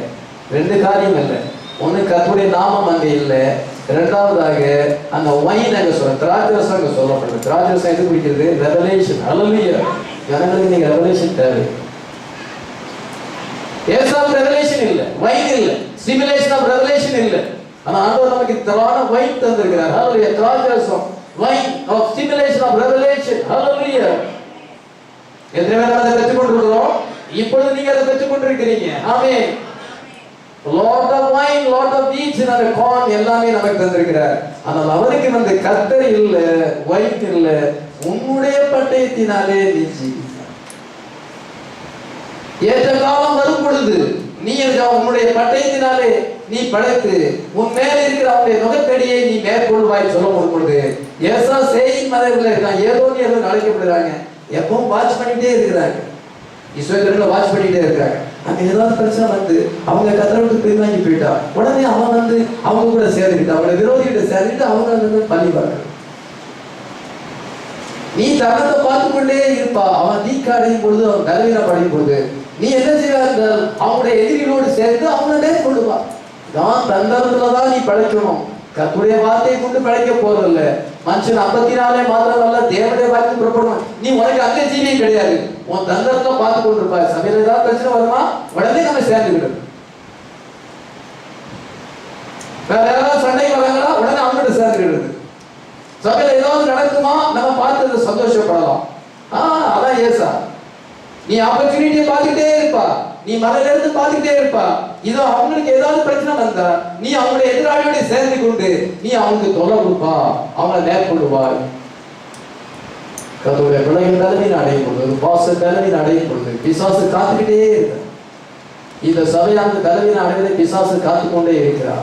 ஆனால் நம்ம ரொம்ப ஜாக்கிரதையா இருந்து ஜனத்துடைய வாக்கில இருந்து பிசாசை எப்பவுமே நம்ம கடவுள வச்சிருக்கோம். ஹல்லேலூயா. அவன் நம்முடைய நுகத்தடி அவன் மேல இருக்கு. அவன் நம்முடைய நுகத்தடியை முறிக்க கூடாது. ஹல்லேலூயா. ஏசா வந்து ரெடியாக அவனுடைய பட்டயத்தை வச்சுக்க, நம்ம கர்த்தருடைய பட்டயத்தை வச்சிருக்கோம். ஹல்லேலூயா. நம்ம அவன் மேல நுகத்தடியை போடுறோம். அவன் நமக்கு அடிமை பிசாசு. He is my slave. ஹல்லேலூயா. நான் வீக்காயிட்டா உங்களுக்கு நுகத்தடி முடிச்சிருவான். விரோதிகளோடு சேர்ந்து என்னதாவது நடக்குமா, சபையில ஏதாவது நடக்குமா, உடனே சபையை பற்றி பாசத்தை பற்றி குறை பேசலாம். நம்ம அதை ஜெயிச்சிடலாம். நான் தான் பிசாசு தவிர எனக்கு தெரியல, ஜாக்கிரதையா இருக்கிறேனே, ஆண்டவர் என்னை பலப்படுத்தணும், பிசாசு காத்திருக்கான்னு எனக்கு தெரியும். அங்க ஏதாவது 2 நபர் இருப்பான், பிரஜைகள் அவனுக்கு கிடைச்சிடும், அவங்க மூலமா வருவான். ஓ ஏசா சொல்ற உன் பட்டயத்தினால படைத்து அவனுடைய முகத்தடி முறித்து போடுவாய். ஏசா யாக்கோபு நீக்காக கூடாது. ஹல்லேலூயா.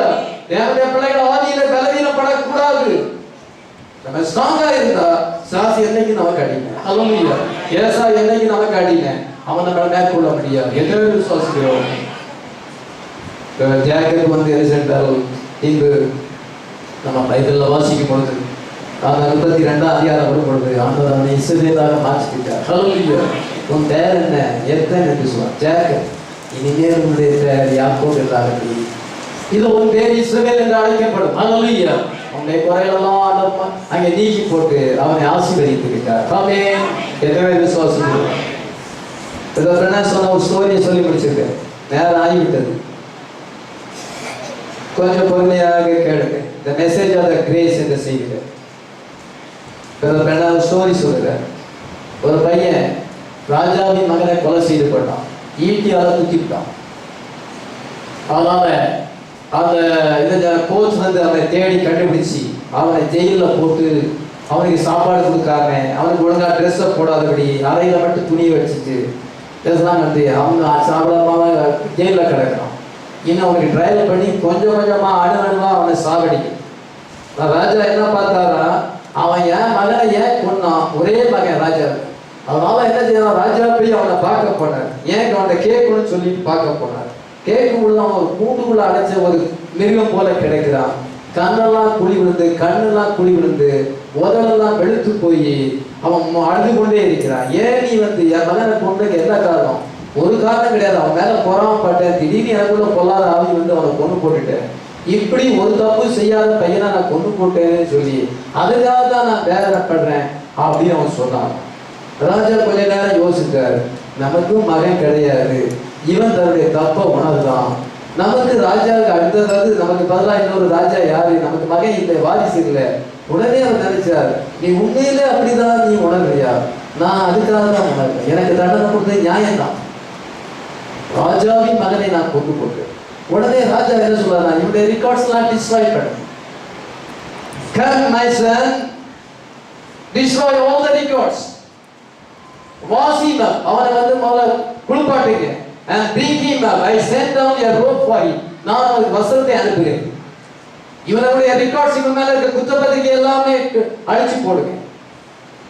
இவனுக்கு நான் ட்ரெஸ் அனுப்புறேன்னு சொல்லி இதான் கம்மை அவனுக்கு ட்ரெஸ் அனுப்பி ஒரு லிமோஷன் ஒரு வாகனத்தை அனுப்பி ரெட் கார்பெட்டை விரிச்சு இருந்து பேலஸ் வரைக்கும் ரெட் கார்பெட்டை விரிச்சு அந்த வாகனத்துல ராஜா வந்து அவனோடு அமர்ந்து கொண்டு நீ தான் என்னுடைய மகன். ஹல்லேலூயா.